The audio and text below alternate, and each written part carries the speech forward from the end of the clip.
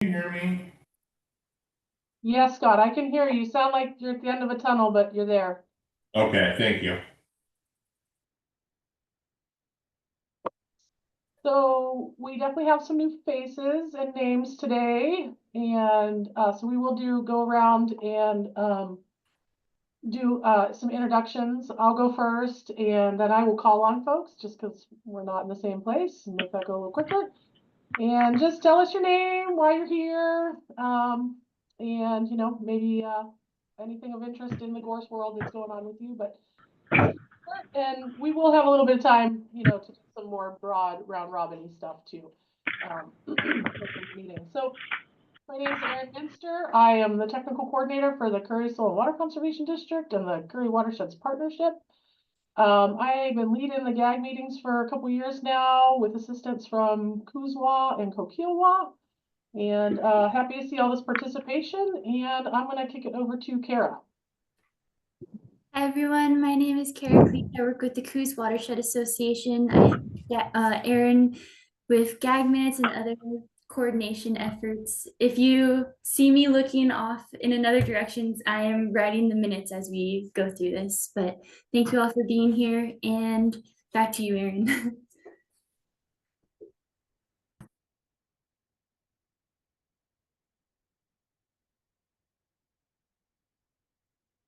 You got muted, Erin. I muted myself. Let's have Michael Schofner, if I said that correctly.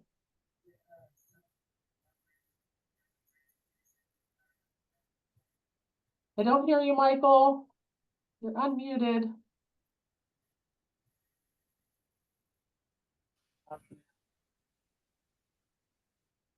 Okay, so he doesn't have a camera. Check, check, check. Oh, there he is. Hello. Can you hear me now? Yep. Yeah, I'm with Oregon Department of Transportation out of Coos Bay. I was over out of the valley, so the Gorse Action Group is new to me. So I'm just here to learn a little bit more and see what ODOT can do to help. Great, thank you. Sedete. Awesome. Hi, everyone. Nice to meet you all. I'm also new to the GAG meeting, and there's also Gorse Action Group. I have been, you may also have known, I had my internship the last year in Oregon State University, and my supervisor was Scott. And we worked together in this Gorse project, and I'm still working in this project. And this is also my master thesis, and everything's all new information for the Gorse is really very helpful for me. And maybe, of course, I can bring also some to them after mine. Excellent. Happy to have you here, Sedete. Thank you. Yes. Carrie. Carrie Perosco, Oregon Department of Agriculture Noxious Weed Program. I'm wearing my ski cap because it is snowing heavy over here in Grants Pass right now. So just had to get a little spirit here. Thank you. Scott, Levengood. Good afternoon, everyone. I'm Scott Levengood. You just heard Sedete refer to me that she was my intern working at Oregon State. I'm a wood products extension specialist. Got some road noise now. So I'm a wood products extension specialist at Oregon State, and it seems like I've become a Gorse evangelist for my Department of Wood Science and Engineering the past year here. I've got a lot of people working on Gorse simply because we did a little bit of experimenting. So Excellent. Good to have you back, Scott. Marie. Hi, good afternoon. Marie Simons. I'm the executive director at the Bandon Dunes Charitable Foundation, and we are a funder of GAG efforts and a supporter and a cheerleader. So this is great to see everybody here today. Excited for the meeting. Thanks, Marie. Paula. I'm Paula Thompson. I'm also with Bandon Dunes Charitable Foundation. Norma. Hi, I'm Norma Klein. I'm the Extension Forester for Coos and Curry counties. Nice to see you, Norma. Peter. Hey, my name's Peter Van Ness. I'm with Ag Drone Solutions. And so mapping and spraying and spreading. So excited to be here. Been here for how long? Has a while now. So excited to see everybody. And Peter meant spreading grass seed, not spreading gorse. Not spreading gorse. Let's preface that. Yeah. Rochelle. Can everybody hear me? Okay, good. Hi, everyone. I'm Rochelle Settlemeyer. I'm with Oregon State Parks as the Natural Resource Specialist. And so this role had been vacant for a little while, so I'm pretty much catching up on like 5 years of gorse management. But some of you may have worked with my predecessor, Sherry Lair, and or Celeste Lebo. But yeah, I'm working a lot with Curry Watershed Partnerships on a lot of our gorse treatments and just we're kind of just holding the fort right now, but hopefully we can expand on that and make it a priority again. Perfect. Thanks, Rochelle. Mr. Court Boyce. Well, good afternoon, everyone. Long time no see. It's nice to see a few friends, and between gorse and sudden oak death and all the invasive species, we do all we can, Senator Brock Smith and I, to be on our toes. So just really appreciate the work and the effort and the attendance. Stay with it. We'll do our best to keep supporting you. Thank you, Aaron. Yeah, thanks for coming, Court. Katie. Hi, everybody. I'm Katie Woodruff. I'm the District Conservationist for NRCS. I cover Coos and Crow County, and we currently have funding for gorse removal on forests, non-industrial private forests, farm ground, and also pasture. Thanks, Katie. Scott Mickelson. Hello, everybody. Scott Michelson, ODOT, South Coast Maintenance Manager. Thank you, Scott. Eric. Hi everyone, I'm Eric Perry. I'm the Noxious Weed Specialist at Coos Watershed Association. Thanks, Eric. Jason. Hi, Jason Kroll, City Abandoned Vegetation Management Coordinator. Jason. Jacob Jensen. Interim TMM Florence ODOT. Thanks for coming.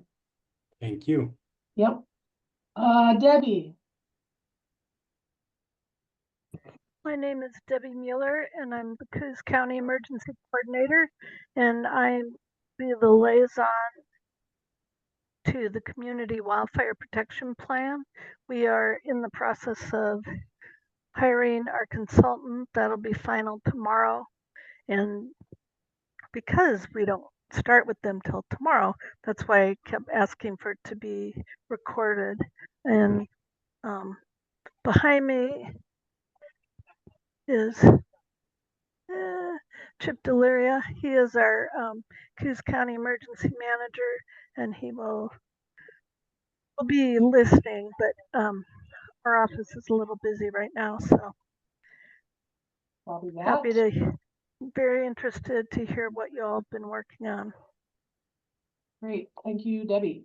Let's see. So now we got somebody from ODF on the phone. Good morning, everyone. Robert Franson, Coos Forest Protective Association, longtime member, and bear with me. I'm learning the ins and outs of Zoom on a new mobile device, so it might be a little clunky. All right, thank you, Robert. Then we have Jay Lower.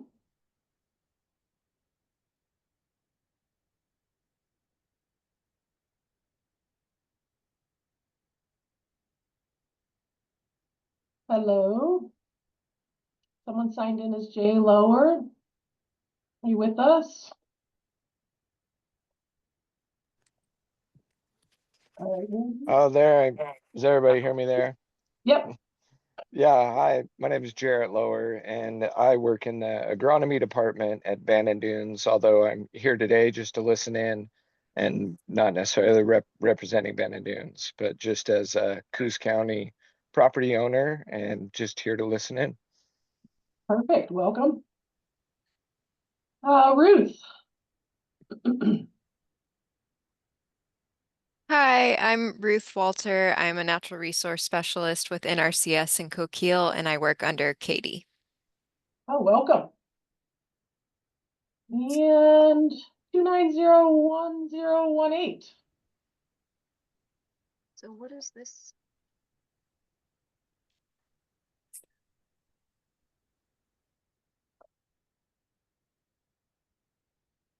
Is that anybody's phone number?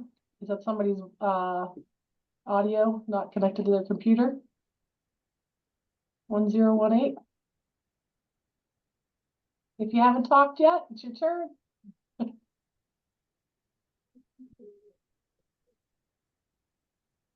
All right, we'll come back to that person. We'll find out who they are sooner or later here.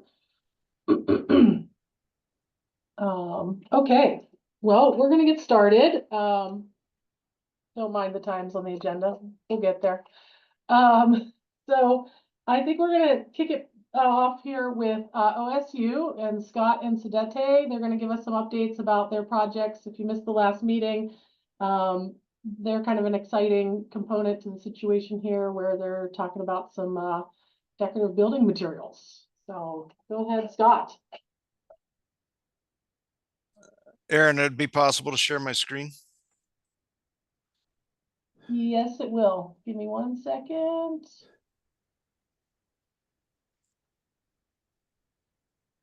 Okay, you should be good to go. Okay, thank you.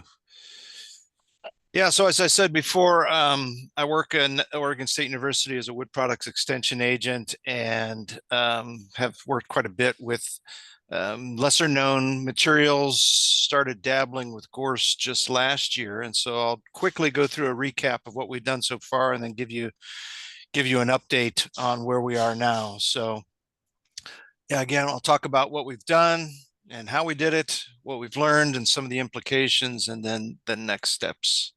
And I'm going to move pretty quickly through this since I think many of you have seen this, but also I'm glad to share the slides if somebody wants to look at it later.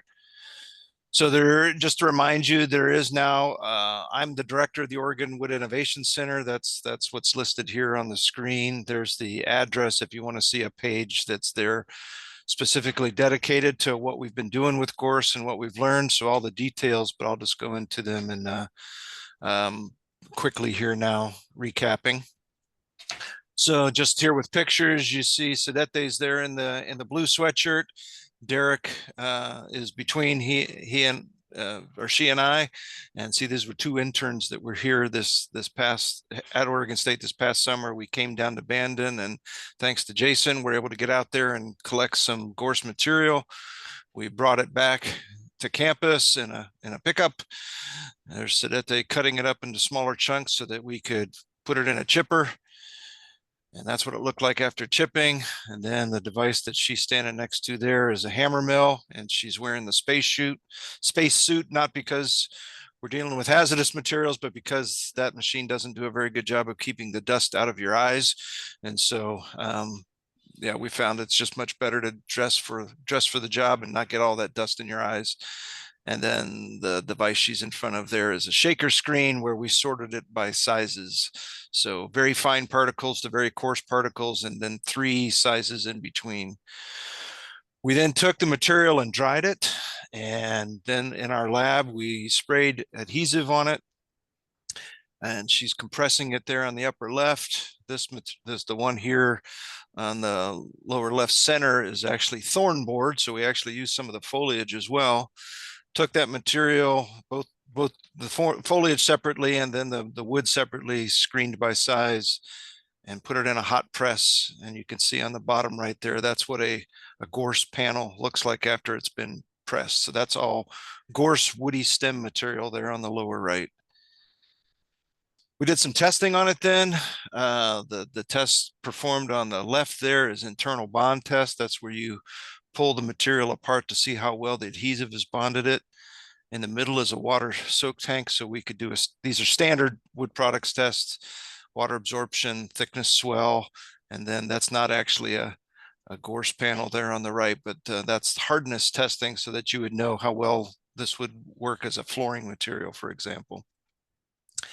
So what we've learned so far certainly seems to have potential market for decorative wall panels or countertops, tabletops. It's the hardness with PF, which is phenol formaldehyde, a good exterior adhesive, is only slightly less than solid red oak, which is a common flooring material, of course. So that was a little bit of a surprise. If you noticed, we used some fairly large particles in there from that picture, so we may need to fill the surface voids either with a coating that has some sort of high moisture resistance.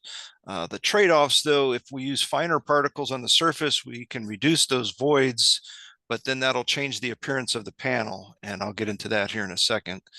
And prior research led us to believe the material will be durable to fungi, so we're doing some testing there as well. Work that is in progress, fungal durability. We had a student intern here doing the fungal durability test. He left without providing us the data, so we have to start over on that. Glad to tell that story if anyone's interested, but bottom line is that we've got to start over with the fungal durability testing, and those are 3-month and 4-month studies depending on the nature of the fungus, either a brown rot fungi or a white rot.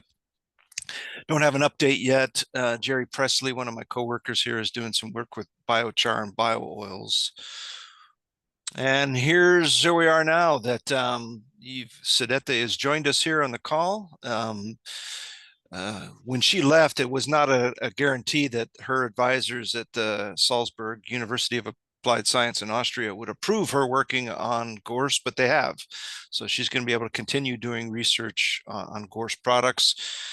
She sent me scenarios for different tests on Friday, and she's going to make more panels with different adhesive, different rates of application. That is how much adhesive is applied, and then do the same tests we've already done with hardness, water absorption, thickness, swell, and internal bond. So how well the adhesive works again. Probably the biggest new news here for this group is that when I was at the meeting in October, I said that I would simply check in with some entrepreneurs I know that make decorative panels, and there's no guarantee, of course, that they'll be interested unless they see potential, and one certainly is. So there is one entrepreneur that showed the test panels to his board of directors, and they were very excited, and they would need to work with the different adhesives that we've been working with, something that's more environmentally friendly, which no formaldehyde, something that he's already using in other agricultural byproducts. But again, pretty excited there. Don't yet know what the specific tests will be or what sort of funding requirements there's going to be to do how many test panels he's going to want to do. So we're still talking, but at least for now, I'd say the bottom line is we're going to need lots more Gorse material, so we know where to find it.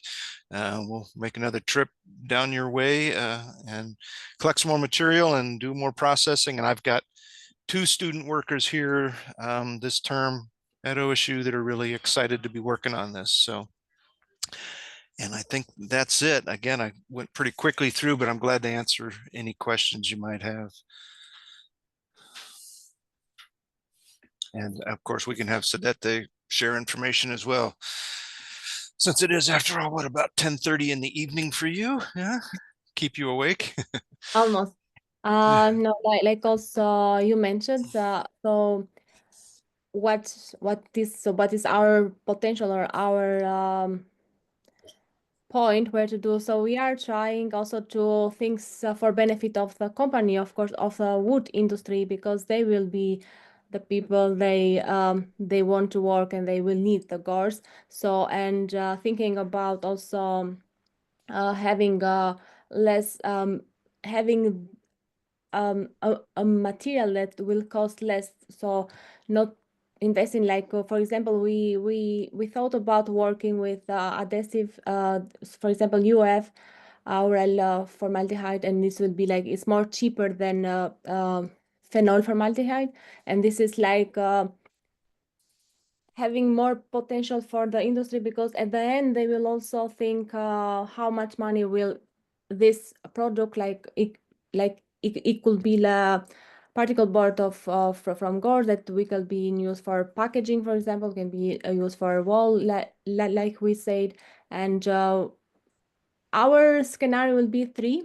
That is, we already had one. It was we used all the particles, which maybe also affect the mechanical properties of the gorse, but we'll try to use the particles which are more cheaper to produce them. So will be like the amount will be more, and trying, and I think also that the mechanical properties will be better because we also tried one panels with Scott before, and they have more good properties that for wood industry. Yeah, I'm so excited to work in this work. It's everything new for me, and now I have learned a lot for the gorse actually, because I started to write my thesis, and I'm doing my researches, and there are a lot of research about the gorse, not only in US but also in France, in Chile, you know, lady, but in New Zealand is very big problem. In Australia, everywhere they are a lot researching doing for the gorse, and but not yet in focusing wood industry. The mostly are just focusing in biochar or soil, because the seed contains a lot of soil, and they want to use this in as a chemical. But in wood industry, I haven't find so just the fiber boards, but I haven't find not yet a research, and I'm glad if this I think that this it will work very good, because we had some results, and will be good if we'll be the first to find a good products for the wood industry, and so the people to get rid of the gorse. And she mentioned something here about doing another trial with different size fractions, and that's something I said I'd touch on, but I forgot to. So one of the things we can do, and we do with, say, pine or Douglas fir, is we process it down to a very small particle, apply adhesive, press a panel, and it looks like nothing special, right? It looks like particle board. That typically particle board is used with some sort of laminate over the top of it, because nobody cares what it looks like. Deliberately for these panels, we left the particles a little larger because we want people to say, "Ooh, what's that?" You know. And I can show you here some images. So there on the left is the panel right out of the hot press, and then on the right, it's been sanded to take off some of that residual adhesive, and then on the lower right has been a clear varathane or a varnish put on top of it. But again, that was deliberate, trying to make it look like something that, if it looked like particle board, nobody would ask questions, and they certainly probably wouldn't be willing to pay more for it. But because it's going to be more expensive to produce than residues from sawmills, try to make it look some way that catches people's attention, and then have the story get be told, oh, it's gorse, and this is the story of gorse and why we're doing this sort of thing. So yeah, again, one of the phases that Sedete is going to do for her master's research is to use smaller size fractions to see how that changes the material properties of the panel. Well, awesome. This is great. Hey, Erin, yes. Carrie here. I was just going to say, this is so exciting. Was it 8 years ago, 9 years ago, that the Gorse Action Group was asked by the governor's office to think big, right? Through our whole process, think big. And obviously our think big moment is if we could only find a solid use that we could tap into. So you guys, certain things have been tried over the years. Marie and Bandon Dunes have shepherded us through several different things that just haven't panned out. But this is very exciting, the work you're doing, and we are happy to supply the gorse to test this further. Thanks, Carrie. One thing that we did talk about too, when I saw you all in October, was the idea of transporting the material, and maybe these fine particles could sprout just out of, I put some of the material that we'd already run through the dryer and in a hot press and tried germinating anything out of it. I didn't have any luck, but I'm also have no green thumb. So I mash wood together with glue. I don't have a green thumb. So that's something that I think we could maybe talk to some people here at OSU in our agriculture or horticulture to, after we've done all this processing with it, is it possible for stuff to germinate from this? We'll find out.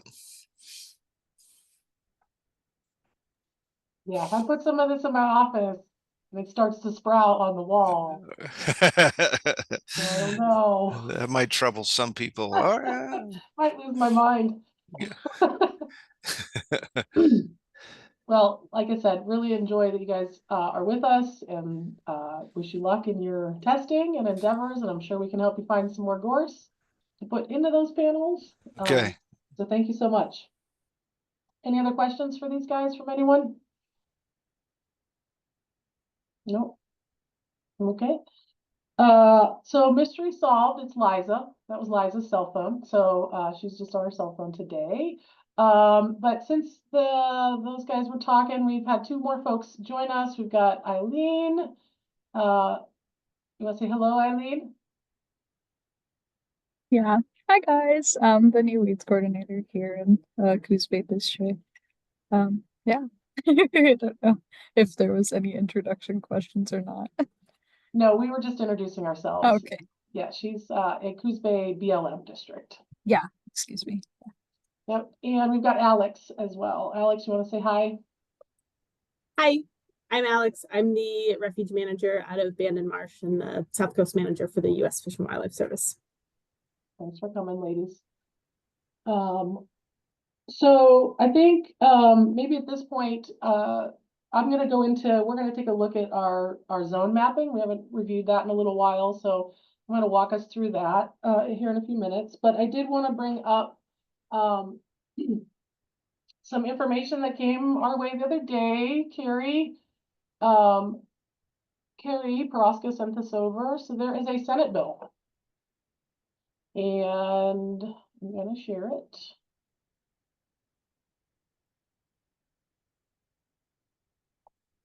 So we've got Senate Bill 352 from sponsored by David Brock Smith, who's in the state legislature, and this is to create a grant program to eradicate gorse. So it directs Department of Agriculture to create a grant program called Southwest Oregon Gorse Wildfire Risk Reduction Fund, and allocates, I think, $1 million potentially a biennium. Yes, for gorse. So Carrie, you want to say anything about that? Other than I just was asked from my headquarters office if I knew anything about the bill, and of course I hadn't heard anything. They asked for my input in terms of what this would mean, how could ODA oversee something like this, and of course I gave them as much encouragement as I could of how this would make a huge impact on the South Coast, and in terms of feasibility and overseeing a effort like this, that we could rely on the Gorse Action Group and all the partners in trying to oversee in our best method possible if this bill were to come to fruition. And again, these bills, a lot of bills proposed, and as an agency, we just give feedback when asked. And I assume that David Brock Smith and his staff and others on the coast are going to shepherd this separate from any state agency such as myself. But anyways, I didn't know if anyone had heard of it before, so I reached out to Aaron and a few others, and no one had heard of it. I don't know, Commissioner Boyce, I don't know if you've heard about the bill. Yes, and it's, anything designed to bring public awareness and not let that fade away as we do this battling. Growing up as a kid, my dad would say, stay away from that. It's got diesel in it. It's so dangerous, and so here we are, 60 some years later, and, it just brings us back to the work that you have all done. And yet everything takes funding, everything takes an awareness. And hopefully we're doing our part on contributing or helping with that effort. So yeah, the grant program, that might be a little tough to manage, but we might look at other agencies or other entities, even NGOs that might be able to assist in the management of that, because it won't be easy. It wouldn't be easy, but I think it's a good bill, and I think it's maybe even a little bit tardy in getting here, but I think it's on the right path. My hope there. Yes, great. Court, we appreciate you and David's efforts to bring these opportunities to us. So we'll see how this goes. It'll be exciting. Okay, so I'm gonna bring up my map, and so we'll see how this goes, because I'm just gonna warn you, it doesn't always want, my ARC map does not always want to play well with the screen sharing. Does everybody see a map?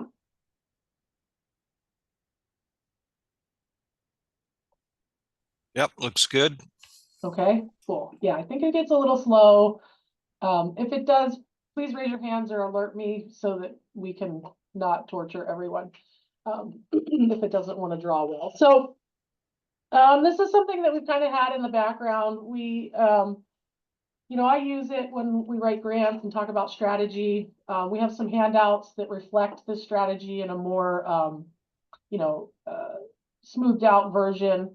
But what we have is, you know, early on in all this, we were trying to come up with a way to convey our strategy around this, because what we know we have are some kind of core areas where there's just tons and tons of gorse, and then we have these other areas where there might be some patches, or we just kind of keep finding plants everywhere. So, you know, we've had numerous efforts to map the gorse, and it's always a little bit tricky because it's a come and go kind of thing, particularly as we've started treating things. It becomes even more difficult to kind of draw circles and squares and whatnot around things.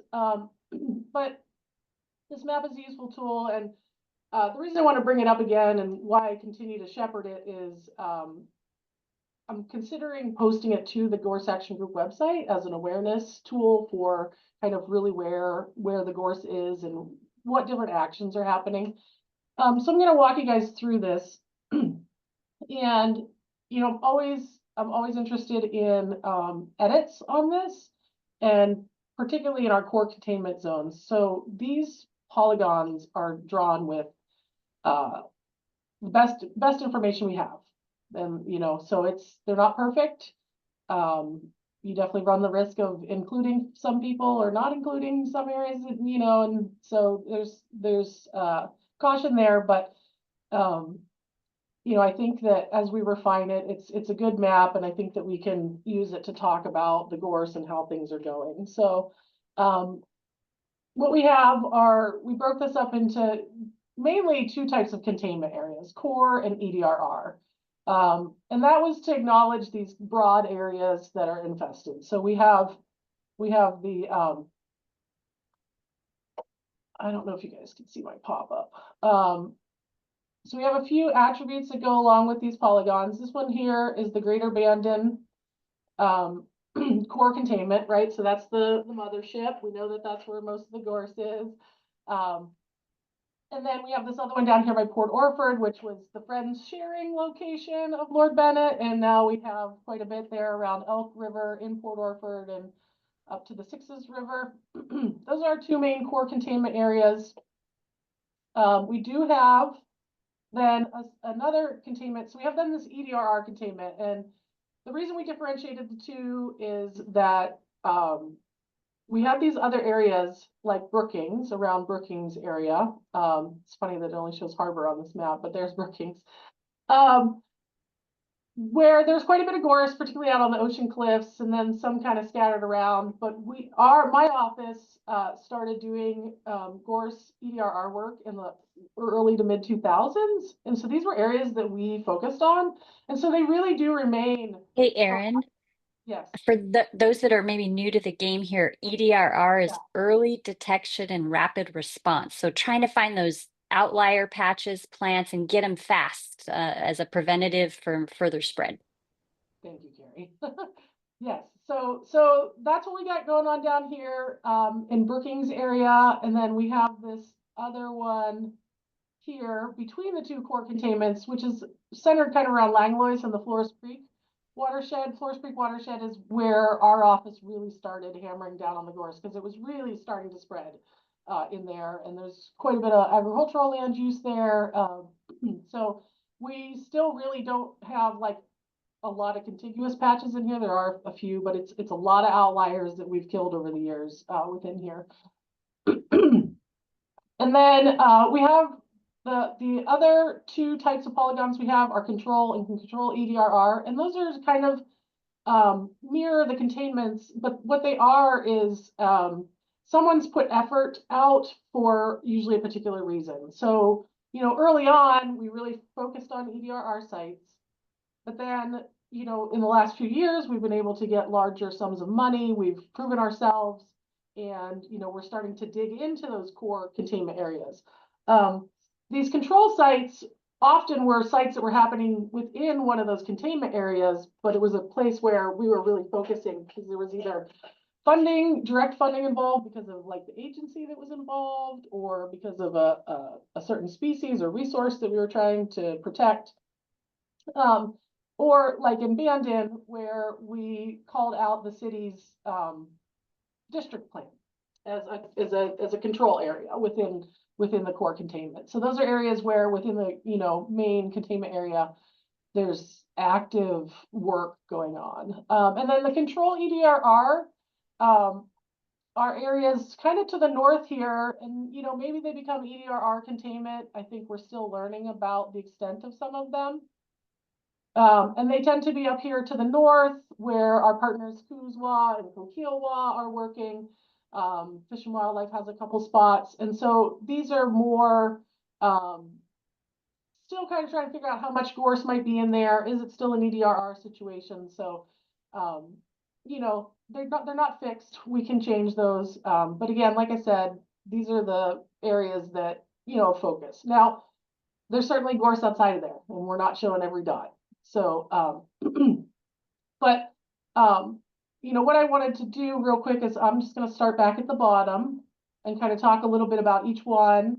And if anyone on the call is familiar with these areas and is like, you know, there's a big patch out there and you know, it's not on there and I'm not sure why, please raise your hand and let me know, so that I can, you know, we can talk about that. I'd love to make this map more refined if possible. I'm just making sure I can see my chat in case there's questions. Okay, any questions so far? I'm not boring everyone to death, am I? Okay, all right, okay, good. All right, so I'm just gonna, like I said, walk you guys through these. So this one here, we call our Brookings and Harris Beach containment. This is Harris Beach State Park. This red area is where we actively treat in the park. There's a butte there, as some of you have seen over the years in our reporting. It's required rope access work to clear the butte. This work was started in 2010 and around Harris Beach by state parks, and we've partnered with them. And it's spilled over into the park is here, and there's quite a bit of residential. There is quite a bit of gorse out along this cliff out here. It's very difficult to access. There is no beach access. You have to come down off of each parcel. But as the park was doing this, quite a few of these landowners along the boundary where the gorse was worse have been involved in our program. So it's looking pretty good down there. Hey, Erin, I was just going to hop in and for the benefit of our Northern Florence ODOT partner. Yeah. So that's where we tier 2 ODOT has rappelling crews. I didn't know if you want to say just, so it is steep, and they were using chainsaws and herbicide in doing that work. Yeah, that was rope access. So was this area right here. This is actually an ODOT right away cliff. It's 100 feet tall. So TripTech is their rock scaling contractor. That's who we used, and they do rope access work. But they're also, they have licensed applicators, so they were able to cut and spray the gorse as they cleared that. So that project's still ongoing. We're hoping to treat again. The cliff itself looks really good. Harris Butte also looks pretty good. But I also can't stand on there, so you know how it is from far away. You're like, oh, nothing going on. But I think there's definitely seedlings. And then this is Lone Ranch State Park out here. The main area is this area here. There are some other scattered plants a little further out, but that has also gotten treated pretty regularly over the last couple years between parks and ourselves. So this line here to the west is a pretty arbitrary line, essentially follows some large parcel owners. There are some gorse, the BPA high, or sorry, it's Coos Curry Electric's high voltage line runs through here, and there are a few sites off in there that we try to keep track of as well. And then from here north, there's almost no gorse. We've got one or two little spots that we keep an eye on, but that's about it there. So pretty big patch of gorse free. We do have a couple spots at Pistol River right along the highway that we keep an eye on. There are two spots south of Chetco River too. I forgot to say that, down in Harbor.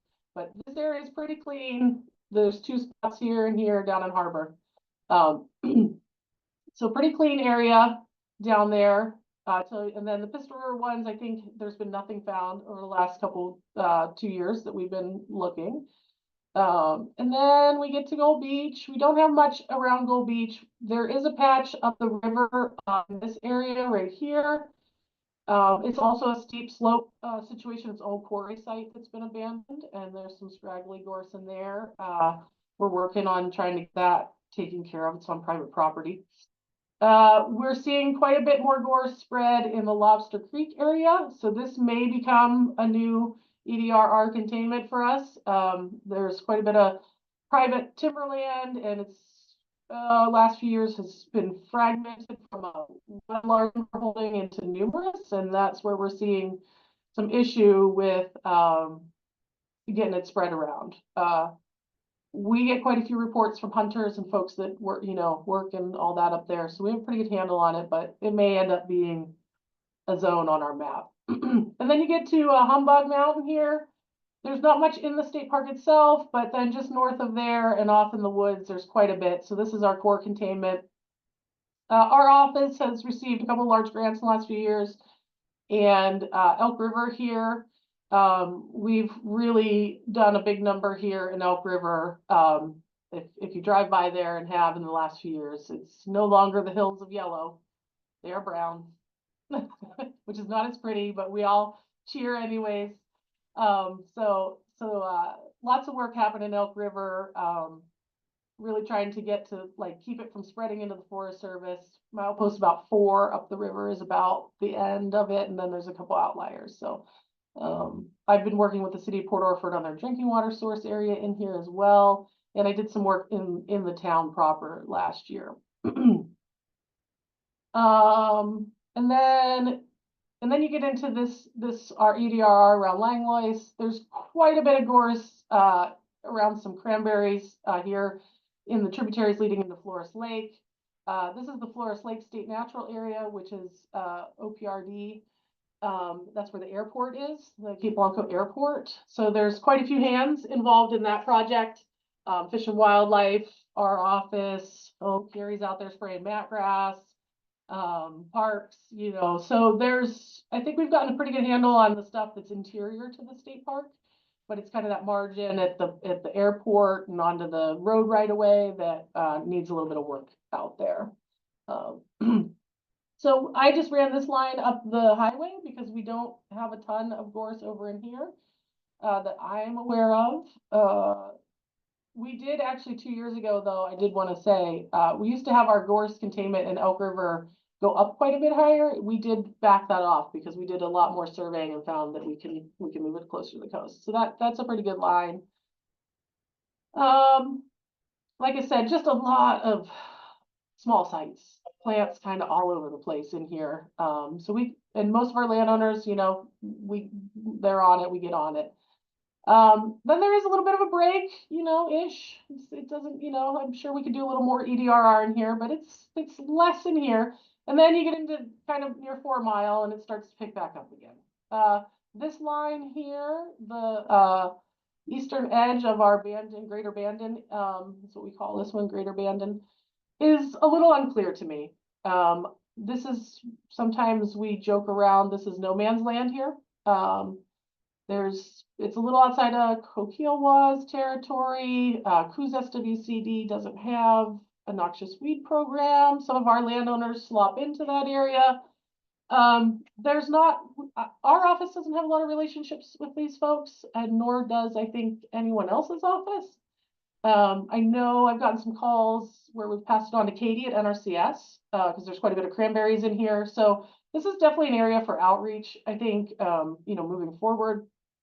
This, particularly with some agricultural landowners out here. Hey, This, Erin, I'm yeah. wondering if we could print this map in a little more detail and have it at the next Cranberry Growers Association meeting, and they could put pins in it if they know where gorse is out there. I know they Yeah, have an annual meeting. I think it's in the spring or winter. Yeah, that's a really great idea, Carrie. I think touching base with them directly on their time might be And good. maybe Cassie Bosky with OSU could Yeah. shepherd that if we ask her, maybe. I don't know. Okay. No, that's a good idea. I'll make myself a note. And then I know we have, I think in that area, don't we have a bunch, I'm losing track here. Don't we have some big sheep ranches, or is that further south? It's a little more to the south. That's more in Okay. this zone. Okay. I was going to say some of the old timers in that area, they know it better than anyone. Yeah, and there is kind of a bigger sheep ranch up here. I know there's no gorse up there, been up there, so it's more, I see it more in those low cranberry lands down there. Okay. Okay. And Peter's shaking his head. Yeah, that's about right. Yeah. Hey, Yeah. both my grandparents were born right in the center of that green area. Oh yeah, right in here. Yeah, about 4 miles apart, just 3 or 4 miles up Flores Creek. Anyway, sorry, but when I say Langless, and I lose track, or I get distracted. All my family born there. Thanks, Erin. Yeah, no problem, Court. Well, we're trying to take care of it there for you. It's beautiful, beautiful country, Flores Creek. It's quite nice. So then this area here, this red one, is our Lost Lake, Bandon State Natural Area, Lower 4 Mile, Laurel Lake.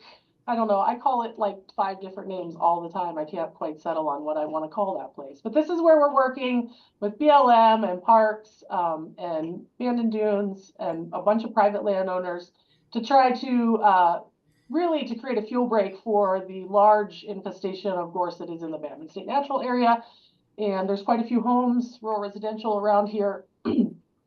And that's kind of that project area that I talk about often. And then we've got, of course, the Bandon district area, which that may need to be updated. I think maybe you guys created another district. I'm not sure if these boundaries are still exactly where your districts are. Does it look about right there, Jason? The district is the urban growth boundary, which is more or less represented here. Okay, yeah. Yeah, I think that's what I followed. Yeah. Okay, and then we have some other things going on up here. We've got Bullard's Beach, which again is an older project that Sherry started for parks, OPRD, and has been continually shepherded. We went to a field trip out there and looked at the area with the dune grass. So the whole park is not being managed currently, but there are definitely some large sections where some work is happening out there. And maybe Rochelle, this is an area that you can help us, keep things going out there. Because our field trip wasn't it this time last year? I know we took a field trip. It's truly phenomenal. Yeah. The land that has been reclaimed and usable from gorse is truly remarkable out there. And as you, Rochelle, look for funding for future, for parks and stuff, definitely ear tagging some for continued work out there would be good. Are you mostly talking about North Bullards, like out on the spit? Right. Okay. Yeah, I definitely plan to do some retreatments out there. I think we do have a little bit of funding right now to work on Bullards. I just have to work through making sure that the tribe is supportive of us getting some work done out there. How about in the Bandon zone, the greater Bandon polygon here, do you also have some funding there, provided you get buy off from the tribe? With They're fine with us doing some backpack spraying, but if you're doing anything outside of using backpacks, that's where we need to make sure we do that Big C consultation, especially if we have to bring mowers in and that sort of thing. But we were able to get face rock sprayed in October, and then I'm working with Swanson Ecological Services to work on Devil's Kitchen and Seven Devils State Parks as well, and that project will be finished by June of 25.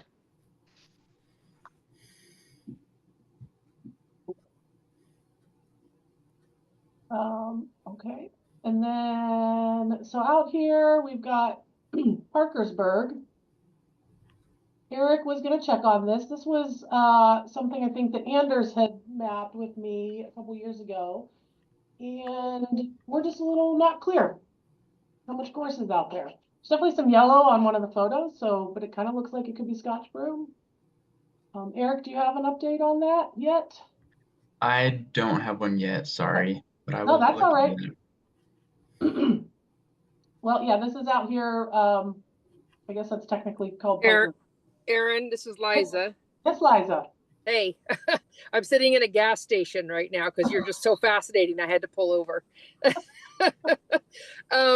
There is gorse out there for definitively between the boundary of the U.S. Fish and Wildlife Refuge and also before you get to County Park, it's halfway between there. There's two major chunks of it, and it's going up a riparian zone in a marsh area there. So it's off the county right away and into the woods there. It's primarily in a willow area.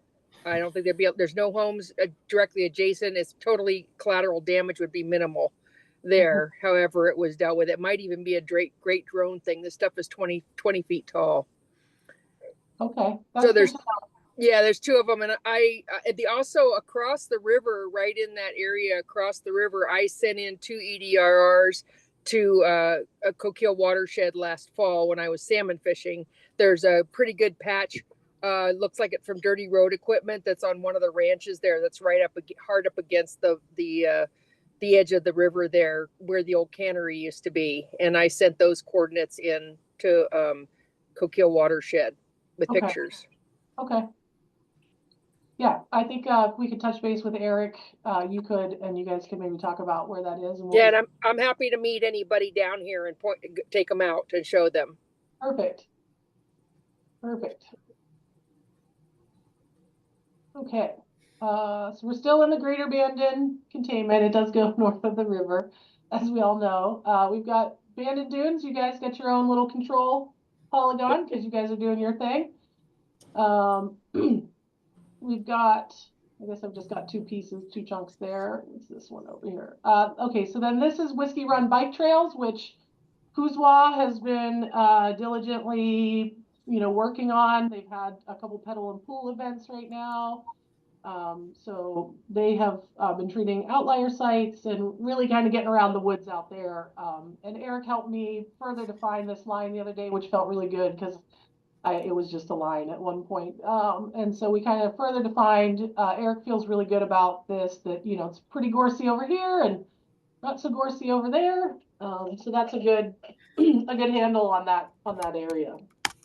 Karen, this is Marie. I just had a question and maybe ODOT can chime in. I just didn't know if there had been, ODOT did some great work there in between the dump site and the town of Bandon and the right of ways. And I just wondered if there was a retreatment, respray cycle that I just haven't seen because I haven't seen it, or what's the time frame for that? And I'm not sure if there's someone from ODOT who might know that on the call.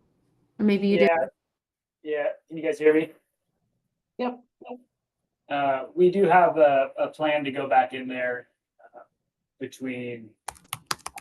Just going to depend on how late the winter storms run this year, but anywhere between April, May, we could be putting our trucks back together and then spraying throughout the summer back into next fall. You'll see our applicators out there on the highway.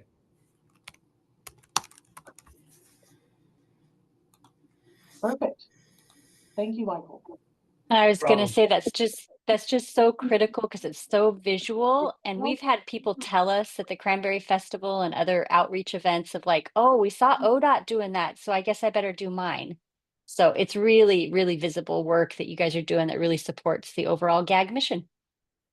Perfect. Yeah, this is my first year over here in Coos Bay for herbicide application. So we'll definitely be doing our part this summer. Excellent. All right, and then moving on, we get into the Coos Bay. So we've got Hey, Aaron, real quick, is it Yes. worth making Seven Devils a control area as well? if you think Seven it is. Devils State Park. Yeah. Are you guys doing stuff out there? Yeah. Yeah, there's definitely gorse out there on the like margins of the park and up on the hillsides from the parking lot. And yeah, that's one of the areas we're working with Swanson Ecological Services to do Oh, some okay. backpack spraying. Yeah, I can add that as a control area. Awesome, thank you. Okay, and then we get on up here.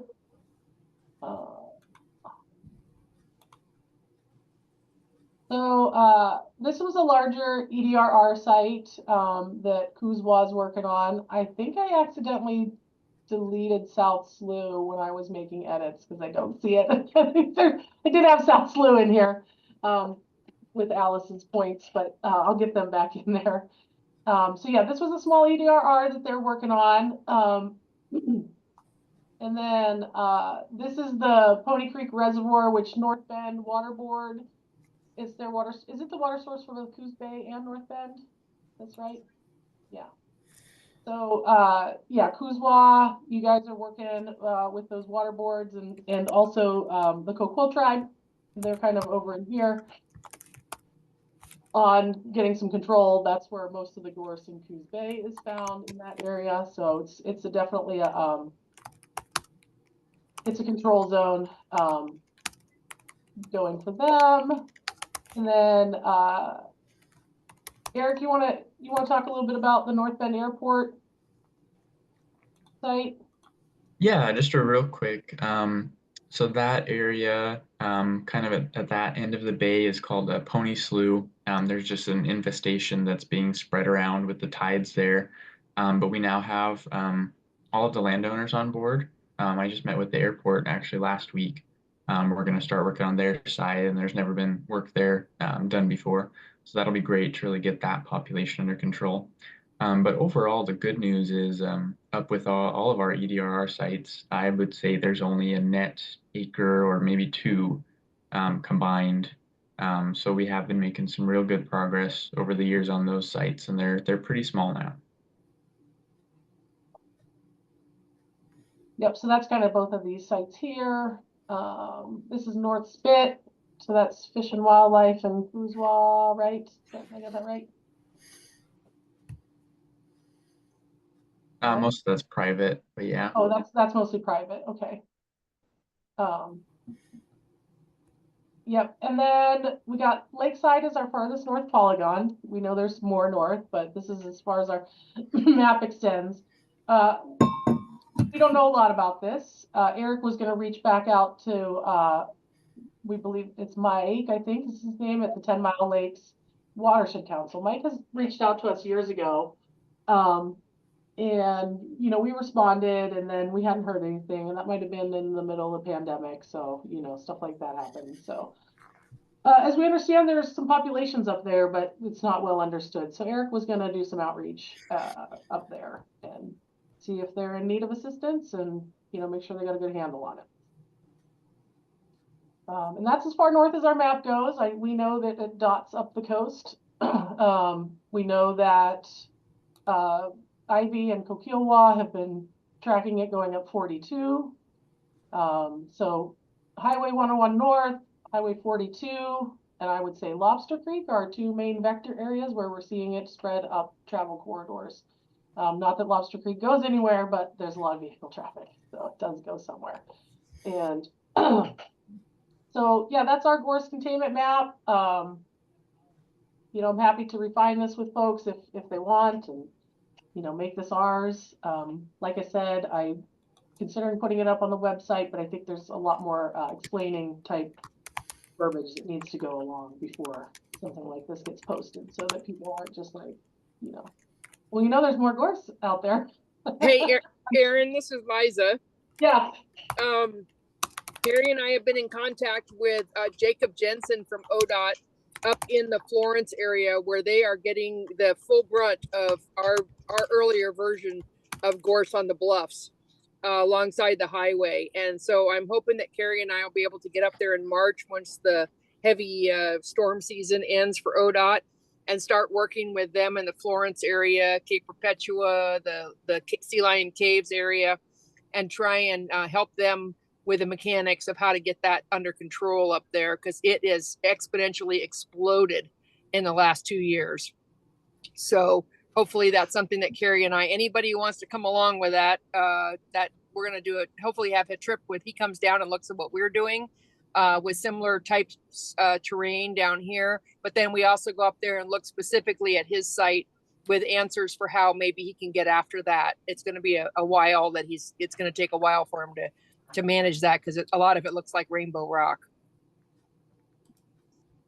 And Liza, Jacob is on the call today, so I think it's awesome that he's getting this overview before we do our field trips north and south. Yeah. Yeah. Yep. And welcome, Jacob. I have some videos of us using the rock scalers, you know, doing all that work, because I know you got some cliffy stuff up there. So happy to share whatever you need. And when you are ready, I can come up there too with my rigs and show you the benefit of the big drones. Yep. Sounds good. Cool. Aaron, one thought while we were going through this awesome map, I really appreciate you adding this to the agenda. It's a good refresher of all the great work that's going on. I was going to say, for our OSU partners, don't worry, there's plenty of gorse to feed wall panels and things like that. We're not getting it all. And then another question came up while you were going over the polygons, Aaron. Would there be any benefit in including, I don't know what the layer would look like or what it would look like, the biocontrol that's going on? I don't know, I haven't totally thought that through, but we, the release sites are definitely mapped on an ODA layer that I could get from my office. And I just don't know how that would represent on this map. Yeah, you know, I think, Carrie, that's a really cool thing, because I struggle in the, you know, metrics of how to capture the biocontrols, because yes, they're a treatment, but they're not, you know, they're not a treatment. Right. Yeah. So I think that could actually be really great, even if we showed them as like points with like a little bug icon, and to kind of give richness to the map. It would be nice I would like to see it on the map as well, because all we've seen so far is kind of like the far away view of some dots. But it'd be nice to explore it. I think that'd be really awesome. So yeah, if you could get that, I can get it in there. I have a question for Carrie and or Aaron about whether there's any benefit, if you're not already tracking it, to saying, for example, this entire polygon is in suppression state. Initial mechanical controls are over. Does that exist already in the database? No, it does not exist. It's within everyone's various holdings of data. Right.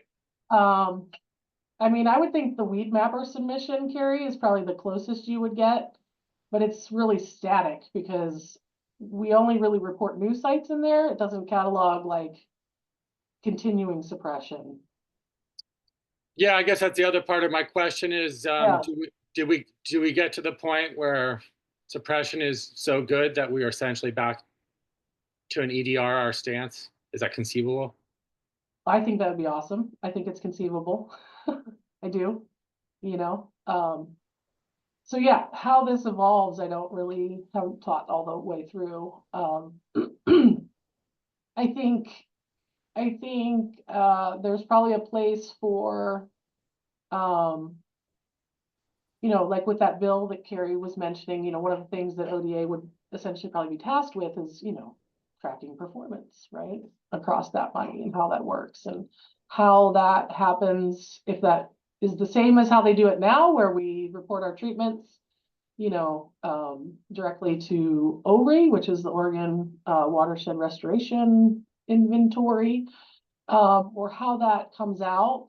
I don't know. I can tell you that from years of mapping and creating systems to track that information, it's hard to ask people to report more than once unless they have to. It's hard to keep it. Polygons don't scale well, right? Like you guys, this tiny little thing right here, the further away I go, you don't see it.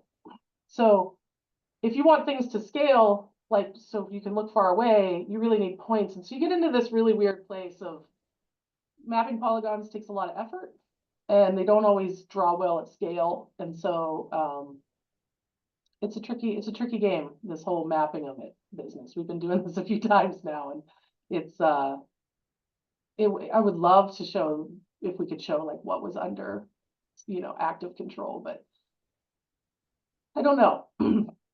I've generated a little code, cheater code for myself. I'm not saying anybody else should be doing it, but I'm wondering when I do reporting, I guess I've only done the most basic reporting for here on my metrics. Yeah. But I did start the beginning of a database on a certain part of Bandon where I can numerically start at 3 with mature gorse and ideally work down to 0. Obviously, that's not possible, but just having a very basic way of rating the stage of control, essentially, you know. So, sure. Yeah. If there's any ability to standardize that for all of us, all the partners, I would love to know about it, and I would love to use whatever we agree on. Well, I think that would be the problem, is the Right. agreement part. Yeah. Okay, thank you. Jason, do you have the capacity to show that mapping to the group? Like, can you share a screen? No. No. Okay. City of Bannon is not there yet. It's an Excel file, essentially. Okay. Yeah. Okay. Let us know when you get it ready. We want to look at Yeah. it. Wow. Okay. I look forward to that day. Erin, this is Marie. My question was similar to Jason's, is I wondered, are we all using a similar nomenclature so we know what that means? I think, you know, EDRR, yes, but I really like visually how you've done this. It helps to lay out sort of like where there's effort.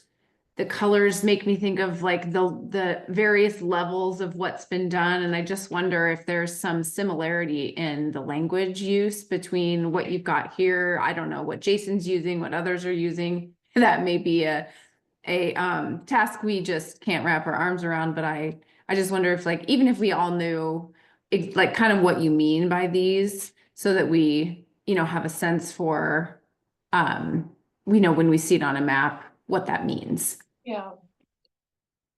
So, you know, we're gonna talk about our annual accomplishments reporting. So, in there, if you go in the form to report, there's kind of an explanation about these things, and there's a map. There's a PDF map of these, so that you can kind of know whether you're in a core or in an ADR, and that's currently how we're trying to tier the accomplishments reporting. I think that, yeah, if I was going to put this up publicly, those definitions would have to be written out so that people could understand what we're talking about.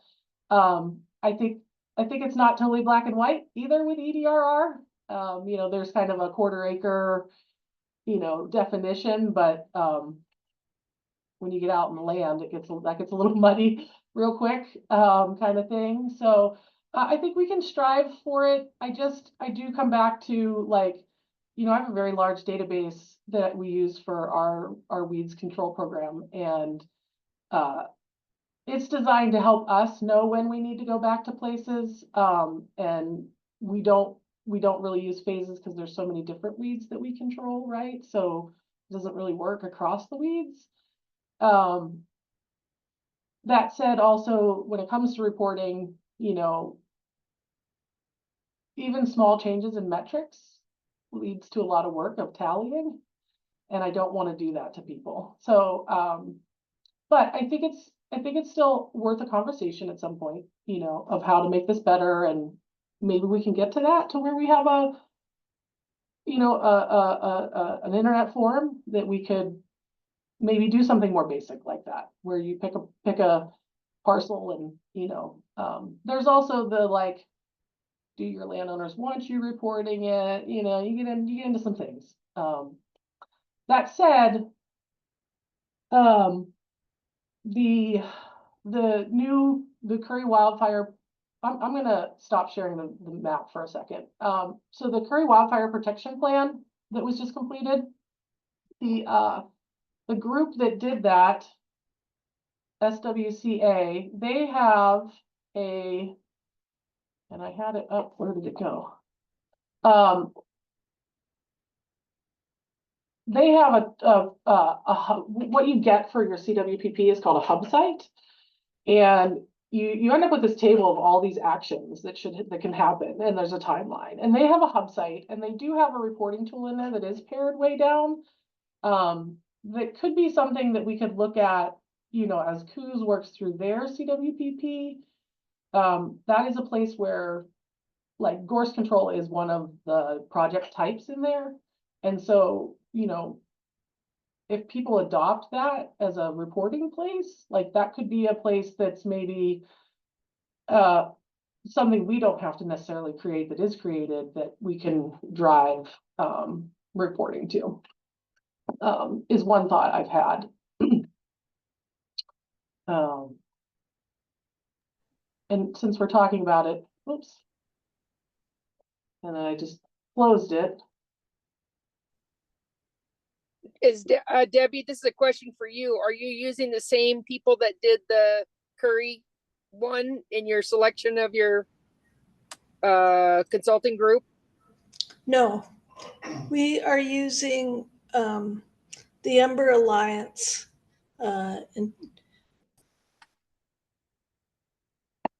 Debbie, do you know if you guys will have any sort of tracking tools in your scope of work?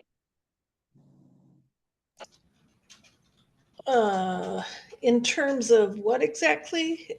I mean, for well, Gorse or? No, just in general for your wildfire protection plan. Usually there's like a list of priority sites or some, you know, action plan in there, and whether. Oh yeah. Yeah. And so, yeah, that's how ours is built, that there would be a tracker to track whether those things are being implemented or not. Yeah, it'll be very similar to what Curry County has. Okay. So did the new one just come out? Because we've been kind of waiting to see what that looked like. Yeah, so let me just share again here. No,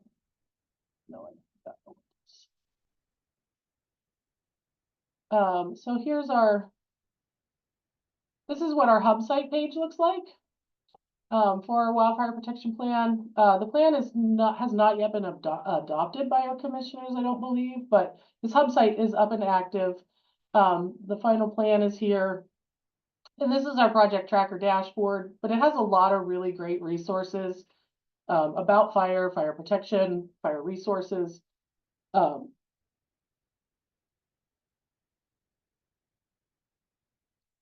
This is the project tracker.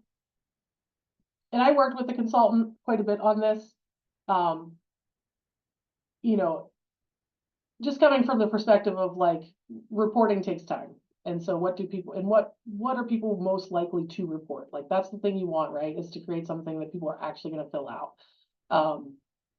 And I know with, you know, gathering accomplishments over the years, we're doing better, you know, but it's still sometimes a tedious task of, you know, getting from people. So it always takes a little extra for folks to do these types of things, but it's a really nice dashboard. And as things get plugged in, these other things start to calculate.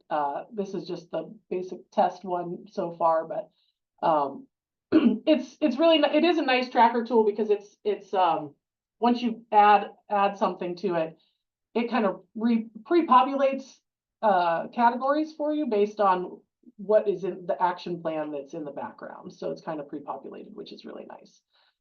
So we could, you know, table this for another time and have some discussions about, you know, how to continue to show our progress, because I do think that is important. Excellent. That would be great. Hey, Aaron, I was going to say Court has his hand up there. Oh, yeah, go ahead, Court.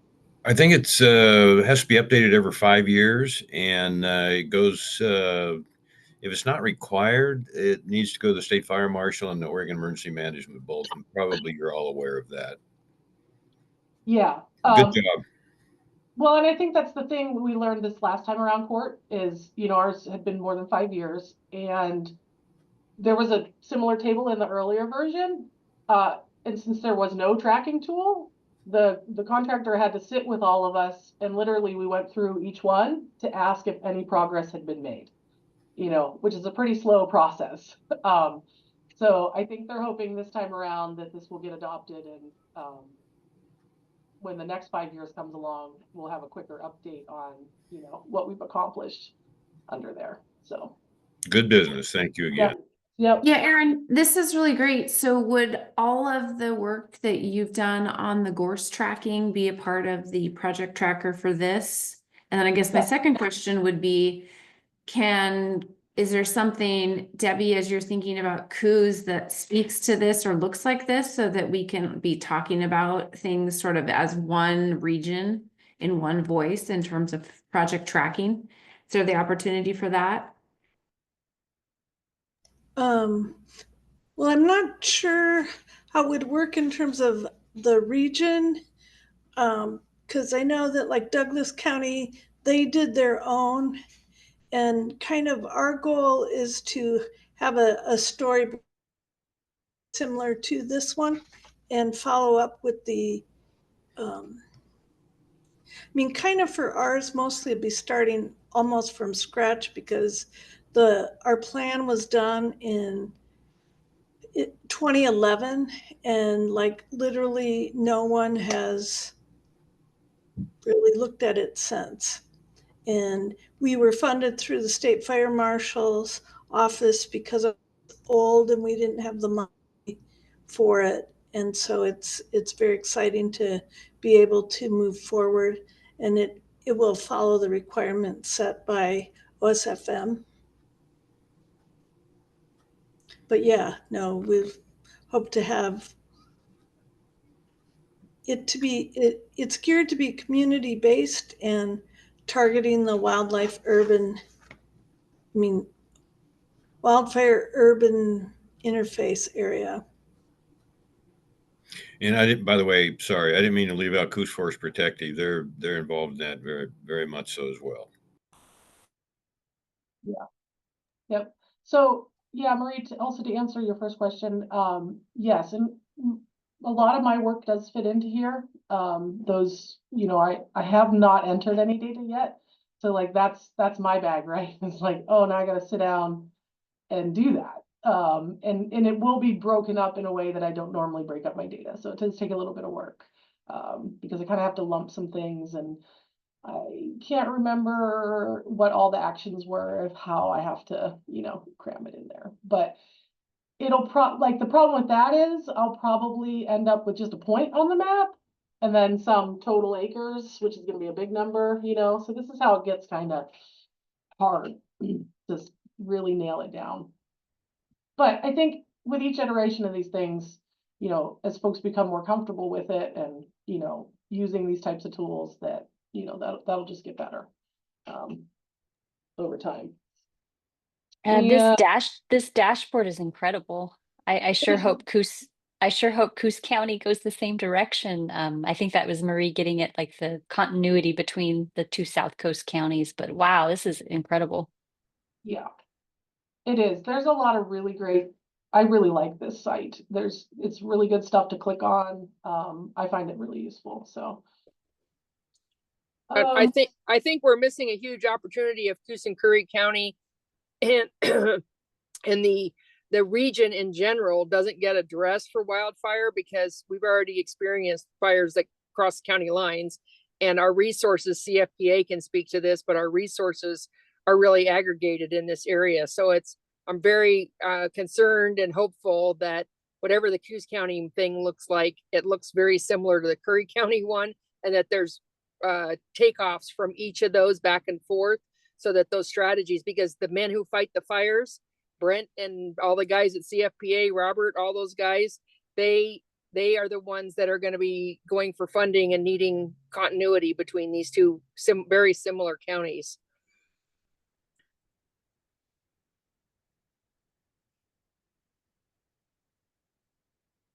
Court, looks like you're leaving. Thanks for being here. Appreciate it. So Marie asked the question if there's a subgroup of people who want to discuss this further.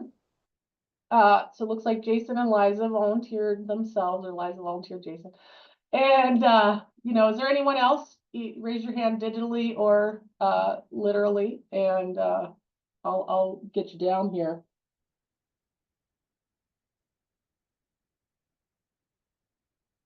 I see Eric. I see Carrie.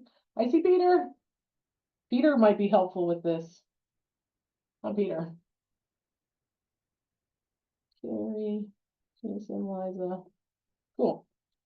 All right, thanks everybody. Okay, it's 2:20. How's everybody doing? Does anybody need a break? We good? 5-minute break? Yes, no? Doesn't look like anybody wants to take a break. I must be thrilling. This is great. So, you know, since we're on the Wildfire Protection Plan, one thing, hi Ivy, I saw your hand. On the Wildfire Protection Plan thing, one of the things that did happen from this was they had some funding left over at the end of their contract. And the contractor reached out and asked if there was any products that they could work on for us. And one of the things we did was, so we had done some mapping with remote sensing information back in 2025 or 2015, 2015 with the aerial imagery that was flown in 2014. And so what we did was I gave them basically all of the data that we used during that process, and they took a second stab at it. Basically using some more modern modeling and other imagery analysis techniques.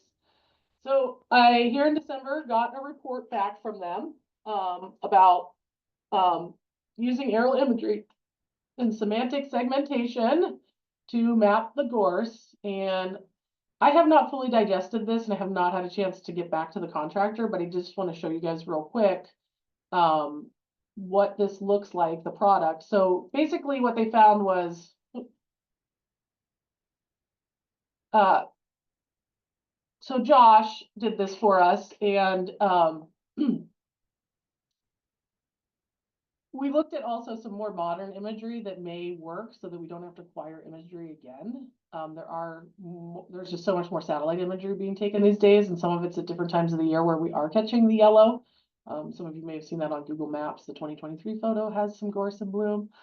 But yeah, so basically, I'm just going to go down to these maps. So they did basically some reclassification using, what do they call it? Deep learning. So that's, you know, deep learning AI type, you know, teaching the computer what it's seeing in the imagery. And so that stuff's just become a lot more robust in the last 10 years. And this is these are the outputs that they came up with. So this is out of Cape Blanco. I'll just try to zoom in a little bit here. So this is out of Cape Blanco, and these are those yellow lines are the polygons that the computer drew around the gorse. It did a really good job. I mean, like this is pretty amazing. It picked up these ones up here in the corner. Those are all very real. Even these edges of this, because this was all bulldozed. This is definitely a patch in a pasture. It's not very tall. So, you know, and it even picks up these patches on the cliff, which are real. Those are out there. And then here's a little bit around Bandon. So this is our demo area right here. So this is the 2014 imagery, just to be clear. So it's older, but it got pretty good. So this could be another tactic where we, you know, annually mine available imagery. So there's kind of a little bit of cost for purchasing the imagery. It's got to be 4-band. There's some technicality there, but what we were talking about with the contractor was, you know, I'd love a 10-year update. I'd love to kind of compare even in that pilot area, like what we had then. Can we run, you know, we can run this back on that imagery again. So we would have like the same process, just, you know, the numbers should be generated the same. So that's kind of just kind of midstream and all that. Haven't really got to touch base with them back yet, but pretty cool stuff. Here's some more around Bandon. There's our So donut. Aaron, Yeah. my mind is like blown. Like Yeah. I'm just totally, and is this available to share? I'd love to share this with my Salem office, our GIS folks. Because wow. Yeah. Wow is right.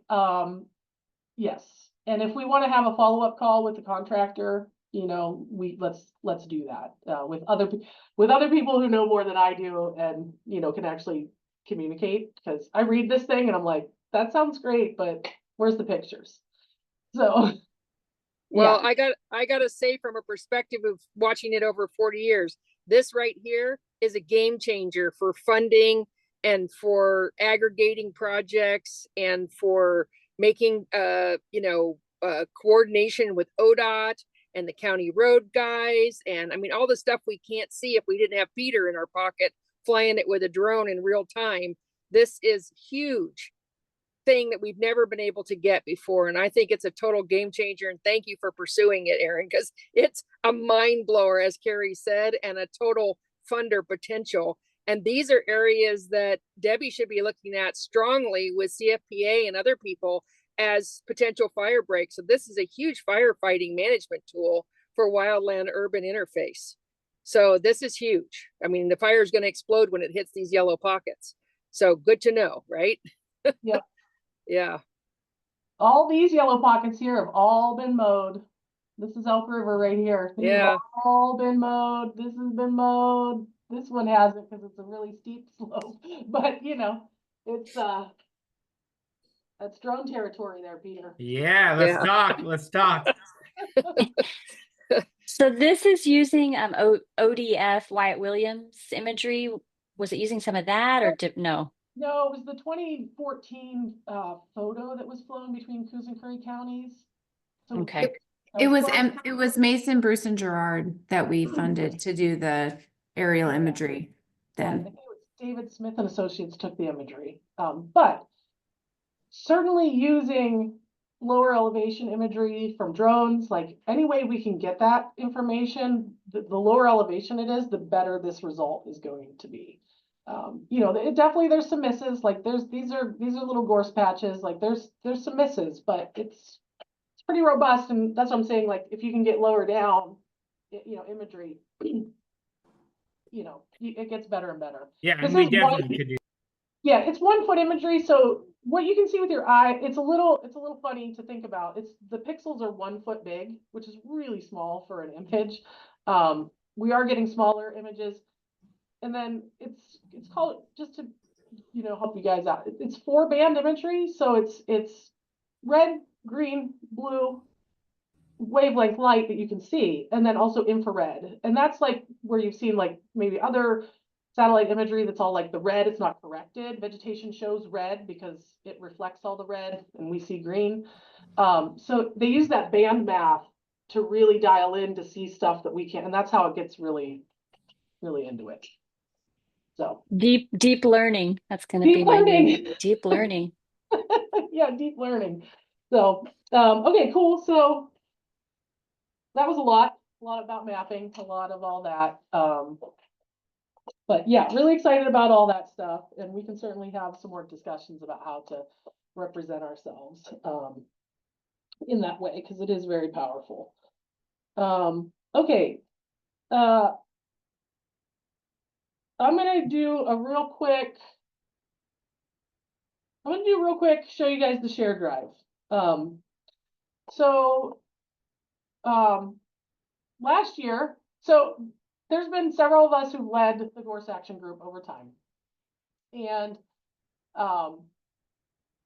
we all have different file systems and sharing and how we organize ourselves and all those things. And we have a gag share drive, and you know, it was fairly organized, but it got a little crazy. So last year, while we were doing accomplishments reporting, Marie Hepner from Samara Group she helps with those. She and I went through and she did quite a bit of heavy lifting, and we took all the files and tried to organize the shared drive a little bit more. It's a Google Drive, so I know some of you maybe at work can't always get to that. But I just wanted to kind of give everybody awareness that like I am working hard to make the repository organized and make sure everything's in it and findable. So and it's open. Anyone with the links can get into these files. I can add you as a user, so you can just freely go in there and use it. This is so anything that goes in here is like, you know, fair game for the group. But here's our shared drive. We have a README file that kind of tells you how things are and some naming conventions. This still needs a little bit of continued work. But we do have a README file now at the beginning. So it's called GAG Shared. I think I'm going to change there we go. So here's the main folders that we have. The GAG admin is the only one that is not open to everyone. But it's in here. So, and this is where, but I'll show you in the GAG admin. You know, we have our meetings, we have some old reporting stuff. This one has not been cleaned up the most, but what's really important is our communications and outreach folder. We have our GAG branding files. So this is all of our, you know, the branding that we've worked on over the years, fonts, if you need the fonts for your PowerPoint presentation. We use a couple fonts that are not always loaded in Windows or iOS. So you can load those fonts yourself. I can walk you through that. It's really easy, and they're in here. GAG logos. We have communication products. So this is where that info map, you know, that we were discussing with the strategies, the stuff's in here. Accomplishments reports, some other signage, you know, different signages we made over time. So it's funny how fragmented this got. And one of the things we learned about managing Google Drive is the owner of this Gorse account needs to put this stuff in there, because what we had was a bunch of files that were owned by other people, and some of them don't work with us anymore. And so those files became, you know, not accessible. So, so yeah, just some learning things.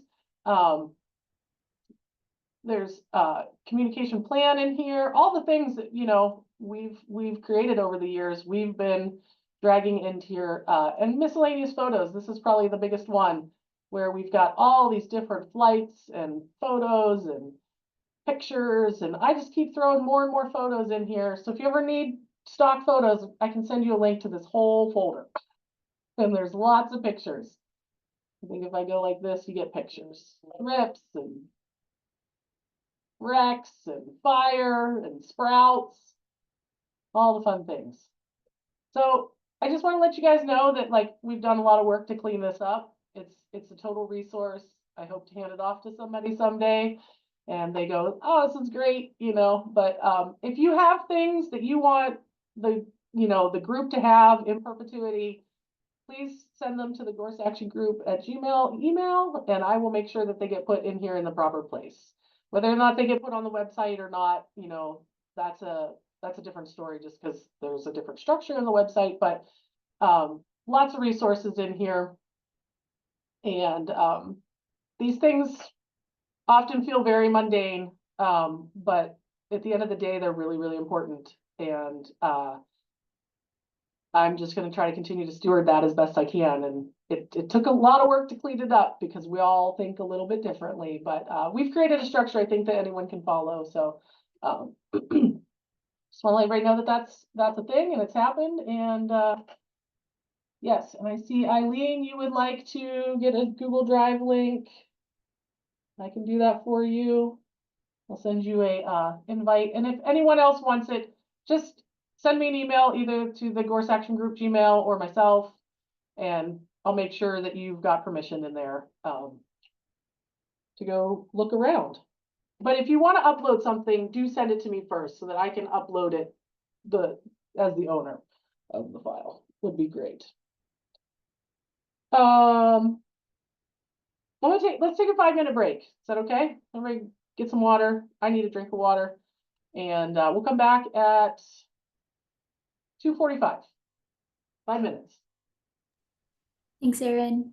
Yep. Resume recording. And so welcome back, everybody, if you're back. So annual accomplishments reporting. This is just a real quick check-in. We sent out some emails with the form asking you to report. My Friday email seemed to spur quite a bit of response, so that was helpful. Thank you for everyone who's responded so far. Really, I think we've heard from most everybody we normally do, but everyone, I just want you to know you're welcome if you're treating Gorse to go ahead and report. If you don't have the link, put it in the chat and we'll make sure you get the link to all that. But just, to reiterate, our conversation earlier, it's like, that's the one place right now that we have our accomplishments as a group. It does not encompass everything that's been done, but it's a really, I was just looking back through them because as we get to the Gorse Blossom Festival, we were putting some posters together and I've been compiling some of the metrics from our accomplishments to put on a poster. So I'm kind of excited about that part. And so Kara will be the one that keeps pestering and or follows up about if we're not sure what you wrote or why you wrote it with questions. One thing I was thinking, Jason, and City Abandoned, what would be nice maybe is for you guys to write maybe a paragraph or two for us this year of kind of a synopsis of the whole thing. Like kind of where you're at, how many districts you've gone through, how it's going. I think that'd be a really nice feature in the accomplishments and kind of highlight where you guys are at. So sweet, that would be great. Yep. And I think for our part, I was going to put one together for kind of the Elk River scene and kind of give a synopsis of how much work has gone into that. So that'll be kind of, 2 highlights about our core infestation work. Anybody have any questions about the accomplishment reporting? No? Okay. If you can't get in, do let me know. I know in the past, some of the federal partners, the map that's embedded in the form was blocked. So we do include that as an attachment now. If you're finding that you're not getting my emails, like I just want to make sure that as we move forward, and things change, that, just keep me abreast if you're all of a sudden not seeing our emails or anything like that, so we know to maybe change things because email filters, those types of things, it's all getting a little crazy, hard to keep track of. So, but yeah, if you can't get to the form, do let me know and I can certainly feed it to you another way. But having the form really helps because it puts it all in the spreadsheet for us, and that's really helpful on the compiling end. So again, thanks everyone for adding to that process. Gorse Blossom Festival. I'm going to turn this over. So Gorse Blossom Festival is happening. City Abandoned, you guys are putting it on. Kara, do you have some details for us? So Kara's been organizing, so we're going to have a booth. And we need some folks to man the booth. And Kara, you want to chat about our needs? Yes, thank you, Erin. And Jason, if I'm missing anything, feel free to please add in. So the Gorse Blossom Festival is going to be February 15th and 16th. The gag booth will be on the 15th from 11 a.m. to 6 p.m. Thank you for everyone who signed up. We actually only have 1 slot still available. So thank you all for submitting that. It's going to be, that 1 slot is, sorry, let me look really quick. It's from 3 p.m. to 5 p.m. on February 15th. So if anyone wants to be a part of that, please let me know. And yeah, just looking for volunteers. But what it's going to look like is it's going to be at the Old Town Bandon at the 11th block on Delaware Avenue. So look for a 40 by 80-foot tent. It's going to be massive. And Gorse Action Group is going to have the central location. We're going to have our pop-up tent in there to kind of drop the crowd in, as well as foam posters, like Erin mentioned. We're going to be ordering those tomorrow so that they'll get here in time. We're going to have the button maker from Cocoa, some handouts, stickers and magnets, and a clicker. We're going to be counting folks instead of having an email sign-up sheet, because those emails don't really go anywhere right now, but just going to be logging the interactions. And I wanted to open it up. Is there anything else that the action group would want to be included at the Blossom Festival? I'm going to be setting up the table on either Thursday or Friday. So yeah, if anything comes up, please let me know.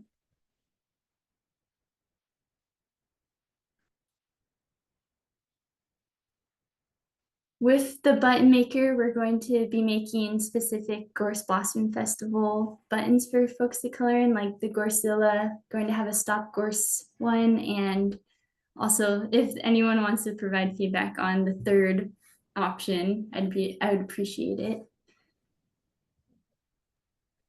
So yeah, Question, are there going to be live plants there? I know I always think of Jim, because Jim always delivered big old gorse plants like from the dunes, and they were so impressive. I just didn't know if you were going to have live specimens there.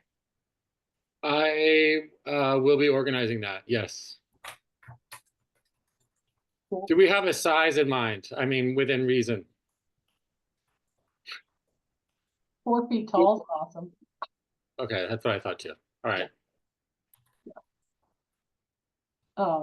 Yeah, and if anybody has any big chunks, I have one, you know, I can get up that way. I have a, you know, like this big around. People love to see like the truly monster stems as well. So we have like a firewood size piece we can send with the button maker if you want it.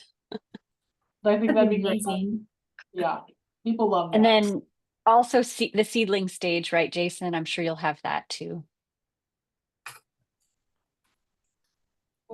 Or even better, the ideal stage we recommend of, you know, after you've mowed, what stage is the greatest height you want it to get before you get in there with follow-up action?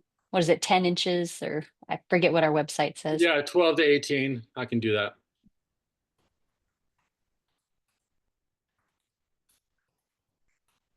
Awesome. Thank you for that, Carrie. I'm sorry, Kara, I spoke over you. What was that? Oh, sorry, I didn't hear you. I was just thanking Carrie for bringing that up. Is there any other suggestions for the table? Yeah, we're gonna have the handouts. We've got buttons and stickers to hand out. So if you want to take that other slot, or you are taking a slot, you know, you're just gonna be interacting with the public, giving them, you know, the good points. There should be plenty of handouts to point them to. One of the posters will have a QR code to go to the Gorse Action Group website. So that's a real easy way for you just to say there's more information here, or you can just reach out and you'll get pointed in the right direction. There's gonna be 2 science pubs, or 3. Am I doing 2 now? Am I doing both nights? Yes. Okay. So Kelsey Hunter from OSFM is doing one Friday night at 6. Right, Jason? Yes. You and Kelsey Friday night at 6. Okay. And who's where? You will be at Bandon Rain at 6 Friday night, 6 o'clock. With the title we agreed on that eludes me right now. And Kelsey Hunter from the State Fire Marshal will be giving a talk at probably, definitely in Old Town, probably at Bandon Brewing, about defensible space, that I think she will structure as a pub quiz contest. Oh, cool. And then Erin, I will give the same presentation on Saturday at, I believe, 2 o'clock. Okay, in Old Town, probably at Bandon Brewing. okay. And then I also wanted to say, because I hadn't volunteered myself for the booth, obviously I'm there all day. So I didn't think to sign myself up on Saturday. Would you want that 3 to 5 slot? Sure. Yes, Thank you, please. Jason. Thank you.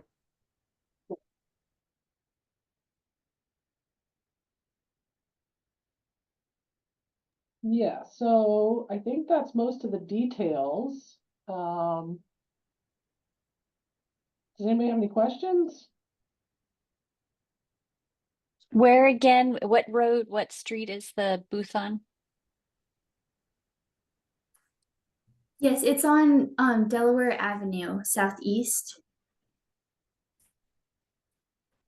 It's like as you could go straight into Old Town or turn and continue on Highway 101. And if you just go right at that like crossroad, you can go to the marina and it'll be there. It's just east of La Fiesta, Carrie. That'll tell you. Perfect. That's the term I needed. I needed an Okay. eatery or a pub to orient. Follow that Mexican food.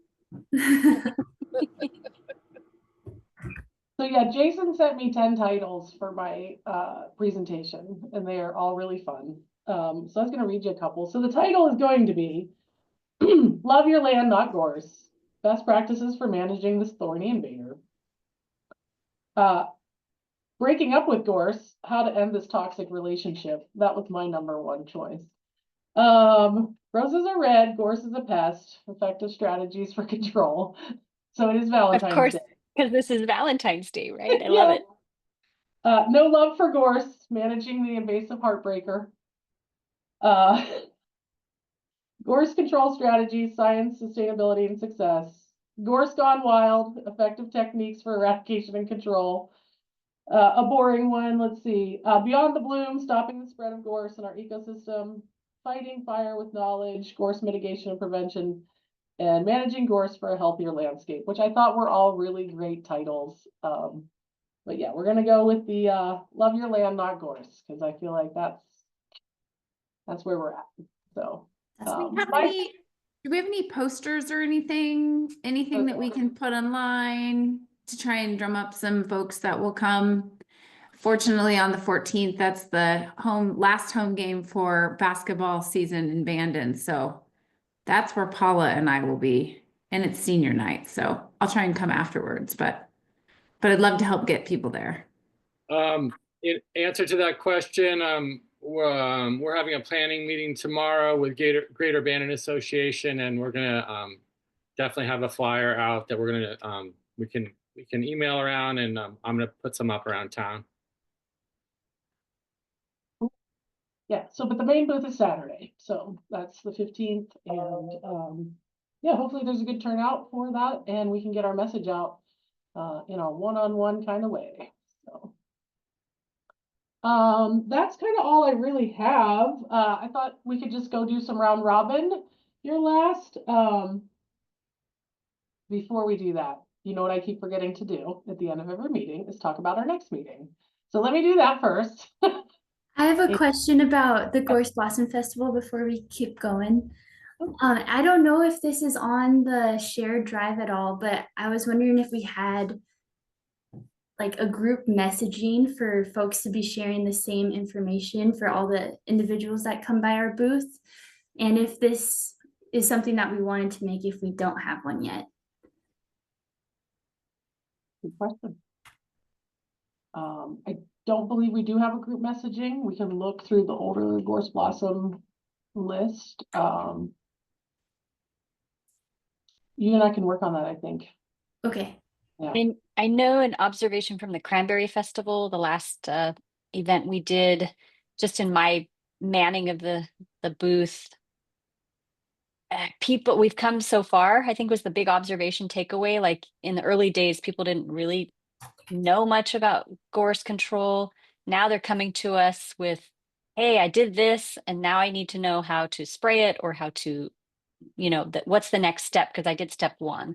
If that helps you with the messaging, like they've come really far with knowledge about gorse and us as a resource to help them with steps of control. Yeah, it's hard to know how many out of town folks you might get. Along with that, do we want to have people's contact info available? Like if there's someone that we want to point to, like the city of Bandon, like to Jason, or if someone's asking about NRCS, should we point them to Katie? What do people feel about that? I think that's great, Eric. So that might actually be the more important thing. The I don't know, call this person sheet. And yeah, I definitely will have some of Katie's CIS flyers for NRCS, so that's an easy way to hand out her information. But yeah, if everyone's okay with that, we'll put up at least the main land managers, how to get a hold of them. It's a good call. Is there any kind of a master map that shows our respective jurisdictions? No. No. I was just trying to answer a question about watersheds the other day, and between Coquille and Kuswa, along the line, I was having to go between two websites and trying to figure it out. So Right. Yes. I mean, there's like the OWEB website that shows all the watershed councils. I don't know there you go. that has like everybody on it.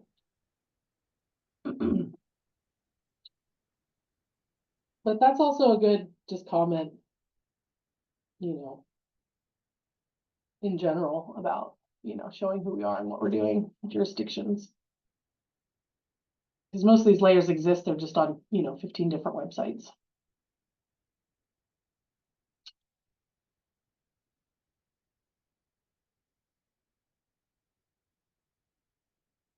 Anything else that you would like us to see you would like to see from us, Jason? I can't think of anything now. Still going to be hustling up potentially some other just visual material that we'll have available just to have out, whether I can get a screen together and maybe just like you know, scrolling through some maps and or imagery, or I don't know what it will be, but we'll figure it out this week. So. Yeah, I was thinking if we had a laptop or something, we could show some different videos. Like we have the drone video, like all of our demo videos that we have, like we could put those on a loop and yeah, I think that would be pretty cool. Yeah, I'm gonna work on it this week. Okay. Yeah, we'll think about how to make that happen. Okay. Kuswa does have one of those digital photo albums that we could upload photos onto if that's something you wanted to do. I have one of those. I've talked to Jason about it. It basically runs off a USB and it can run as a loop all day long if we've got power. That's the main thing. But it does capture people. We've used it before. It does capture people stopping to look. Oh. Yeah. And so we could take everything that's on your Google Drive and load it onto a USB and have all those photos there rotating through. And I have the digital frames. Is it just pictures or does it do videos too, Liza? What? Pictures and videos or just pictures? I don't know if it could take videos. It could definitely take stills, pictures, okay. JPEGs, that kind of thing. Yeah. Yep. Yeah, well, we could probably dump out that Gorse photos folder real easily and have that on there. So, okay.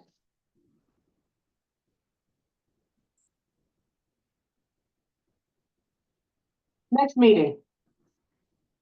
How about May?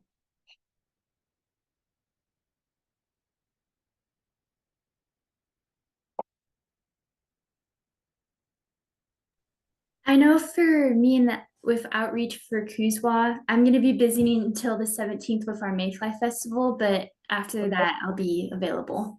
Okay. Yeah. And do we want to do a field trip meeting type thing? Maybe we should. Field trips are that's a good time of year for field trips. I think that's when we've done them in the past. What would we like to see? we gonna all go to Florence? I was So I'll just gonna take say, everyone to the abandoned state natural area and get lost in the dunes. We could do that too. Yeah, you're kicking butt and taking names out there, so it's kind of fun to watch, Aaron. Yeah, we'll see by May if I'm really taking names. Yeah, we could go out there, you know. I don't think we haven't gone out there as a group, have we? No. Maybe we should do Or that. another tour. It'd be more to organize, so maybe not, but it would be, there's so much going on with the ordinance and Bandon. It'd be kind of neat. And there's so much course removal, but Jason would have to give that the stamp of approval because it would be an ask. I'm always welcome. Yeah, I'm always willing to share for sure. Yeah. And I would love to also see Aaron's work. So we might be able to meet like at the Bandon or at the Langlois Cheese Factory and accomplish both. That's a possibility. It's a long way out to my site. Yeah. There's many people in there. It's not a short hike. Bring your ATV. Yeah, it's probably still gonna be wet. You got an airboat or a you know. Well, we could use Peter's drone and a big screen. Oh, there we go. We'll just sit in the parking lot and he can take us on a tour. That sounds fun. Yeah. Okay. Well, let's get past Gorse Blossom Festival, but let's pin it down for maybe a field trip day. And we'll get past this and think about where we want to go. So does the week of the 19th work for people? May 19th?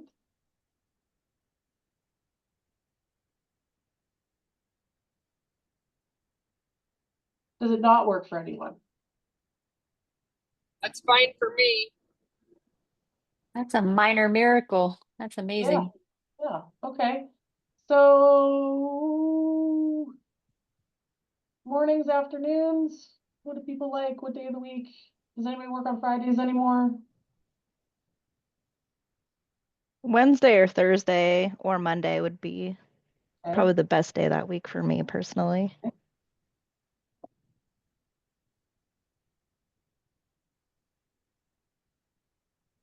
Anybody else? Mondays are typically bad for most folks, so I would gear Wednesday or Thursday. Yeah, Wednesday or Thursday. And those that work on Thursdays, we found with the classes that I teach that Thursday afternoons burnout time anyway, so it's a great time for a meeting. And just FYI, that is leading up to, what is it, a 3-day holiday. Memorial Day would be that following Monday. So I don't know if people skip out of town on that Friday or whatever. Right. So it might be better safe to do a Wednesday. I don't know. That's what I'm thinking. Wednesday. Yeah, Wednesday the 21st. Let's do Wednesday the 21st. I see thumbs ups and nods and okay, let's do Wednesday the 21st. We'll book it right now from 9 to 1 for a field trip. And we might adjust the time as things go. And if you're coming for a field trip, you're probably gonna have to block out your whole day anyways. So hold that day out. Great. If you guys run into contractors that want to get on our list, you can send them to me and I just send a quick email that says, here's our contractor module. Please do this. I just had this happen last week. There's a new contractor on there in the Port Orford area. I have not worked with him, but you know, he said he's done some Gorse and he took our contractor module and so he's on there and we'll find out. So yeah, if you guys get any questions about that, that's what's the company name, just so we're aware if we hear feedback? Hogwiz Pro Contractors. So one of his relatives used to be the mayor of Port Orford, Pogwiz. Pogwizd. So he just moved back to the area. He's been back here, I think 2 years, he said, and yeah, he's done some gorse mowing. He's got an excavator and a skid steer. does some other excavation work, but he's been getting into some gorse mowing for folks, so. Hey, Aaron, Mhm. no pressure. I'm curious when the updated contractor list will be available. It's available. It's published. Oh, is it? Yep. I clicked my old link and it still says October 2022. Maybe that's I have not made a PDF of it. We moved it to just an online version. I don't PDF it anymore. I can send you okay. if you want. No, I just need to know what link to use to get people there. That's all. Okay, I'll make sure it gets sent out in the minutes and I'll send it to you right now. Thank you. Yep. It might be good to have a PDF version of the Gorse Blossom Festival so that we can give people that as a handout, though. Oh, absolutely. Yeah. And Aaron, feedback on the Windward Gardens class, did that work to take them as a block? What, oh, right. I mean, sort of. I would prefer their answers digitally so that I don't have to type it in myself. Okay, so it's better for you to have a digital version of it. I just was trying to get a bunch in the door for you. Yeah, no, the fact that it came that way and it was all as a group, that was, you know, preferable than a bunch of pieces of paper or other ways. But yeah, like filling out the form digitally would be the next best part of. Okay, well, we need iPads for everybody in the room then. Okay.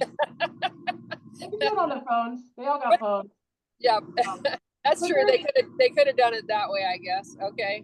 Yeah, so if you go to the homepage of the Gorse Action Group, since we're talking about it,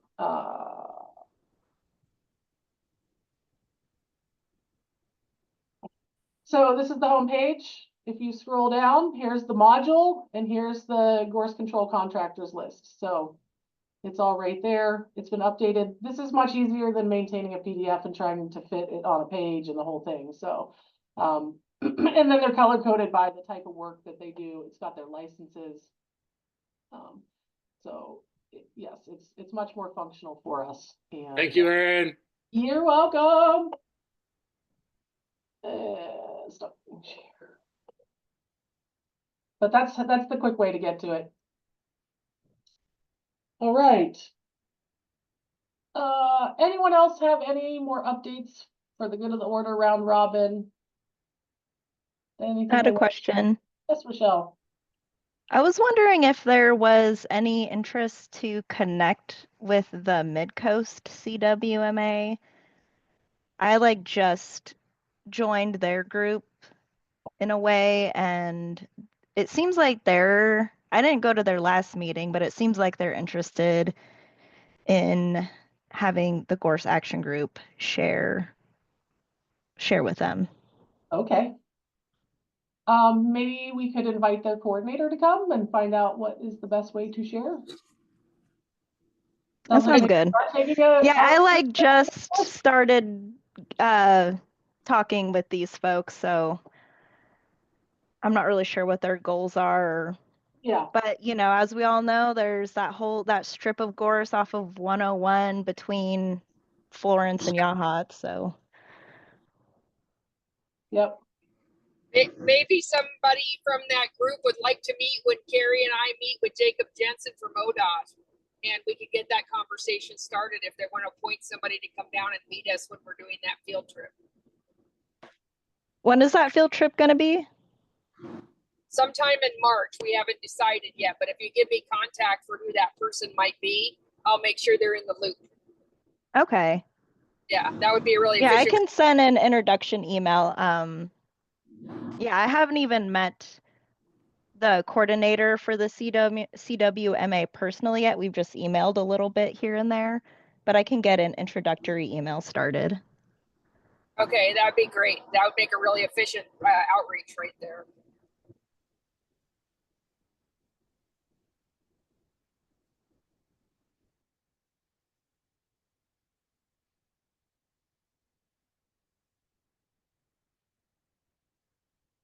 And also, it was Groundhog's Day, so happy Groundhog's Day, everyone. There's 6 more weeks of winter coming your way, so be prepared for that. Aaron, this is Marie. Oh, sorry, Carrie. What were you gonna say? No, go ahead, Marie.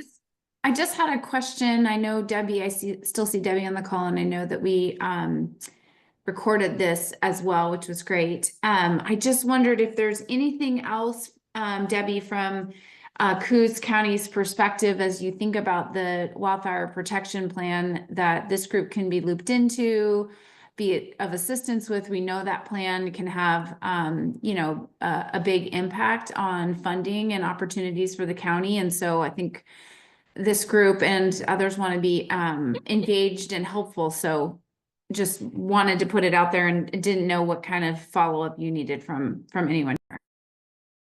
No, that would be great. I sent the email to Aaron just a few minutes ago asking about access to your shared files. And, you know, at this point, since I haven't met with the consultant to go over, you know, or map out our plan of how to get everything complete, I don't know yet. So, well, I think the offer is there for you and the consultant, Debbie. There's some really good doers and thinkers around this table, virtual table, but also the physical one. So I'm sure that people would be glad to be helpful. Awesome, much appreciated.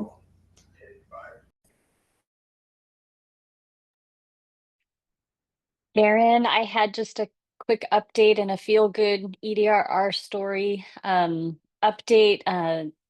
Many of the partners here on the call submit grants to the Oregon State Weed Board. My colleagues and I met last week, are making recommendations for the State Weed Board.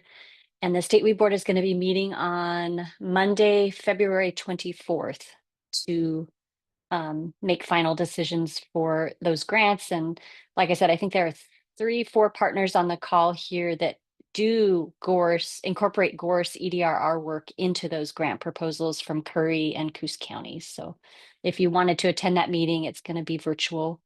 And I can get you the link when that becomes available. And then while, could I screen share? I have an EDRR good story from Inland here.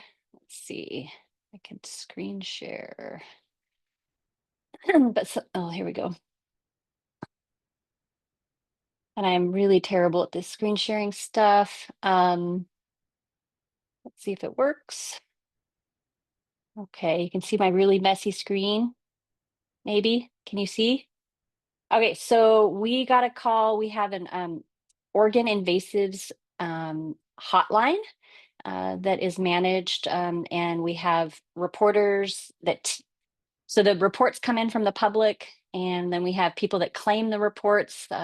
Different counties have multiple people that can help guide people as they report different invasive species across the state.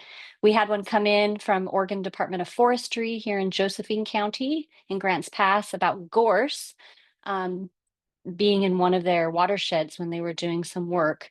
And just so you know, inland we do have gorse, but not in Josephine County. We've had a couple historic small plants reported and taken care of, but we went out and indeed it was gorse.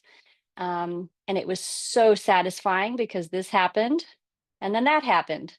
And so again, our cooperative weed management group Inland here for Jackson Josephine is going to be awarding a certificate of appreciation to these foresters because they found something really important. And anyway, so I know it's not coastal, but we do what we do when we find the plants inland because we know what it does on the coast, and we don't need no gorse here in Josephine County. So just want to share that with folks.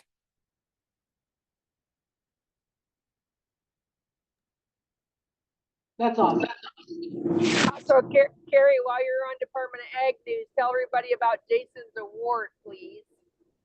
Oh, sure. Another award. I think I mentioned it at the October meeting, but it's cool. So it's worth announcing. We awarded Jason and City of Bandon an award for all of their work on the ordinance and all the headaches and joys of gorse in Bandon. So we wanted to make note of that from the state level, that they're going above and beyond in noxious weed work. And Jason wouldn't take a picture. I'd like to show a picture of him with his award, but do you have the award on your desk? Where do you have it, Jason? I don't have it, and I owe you a picture. I was gonna get it in front of some gorse. So Perfect. Because that should go on our webpage. Okay, Maybe, cool. maybe in the local newspaper? Yes. I We'll know put he's it on- shy, but that's what We'll we put it wanted. on our social media too, Jason. We'd love to give you a cheers. Yeah, I wouldn't mind some good PR. That'd be great. Our South Coast CWMA is going to be featuring Gorse in next month's Weed of the Month, and we could maybe feature you as well, Jason, if you'd like. Bring it on. That sounds good. Thank you. I guess I can also say that I just passed my public applicators exam for the city and got my regulatory category. So That's hopefully I don't have to use it much. Yeah, that's awesome though. Nice work. Thanks. All right. All right. Well, that's all I have. Anybody else? I really appreciate you all showing up for our meetings. It's just awesome to see that we routinely get, 20 folks to our meetings every time.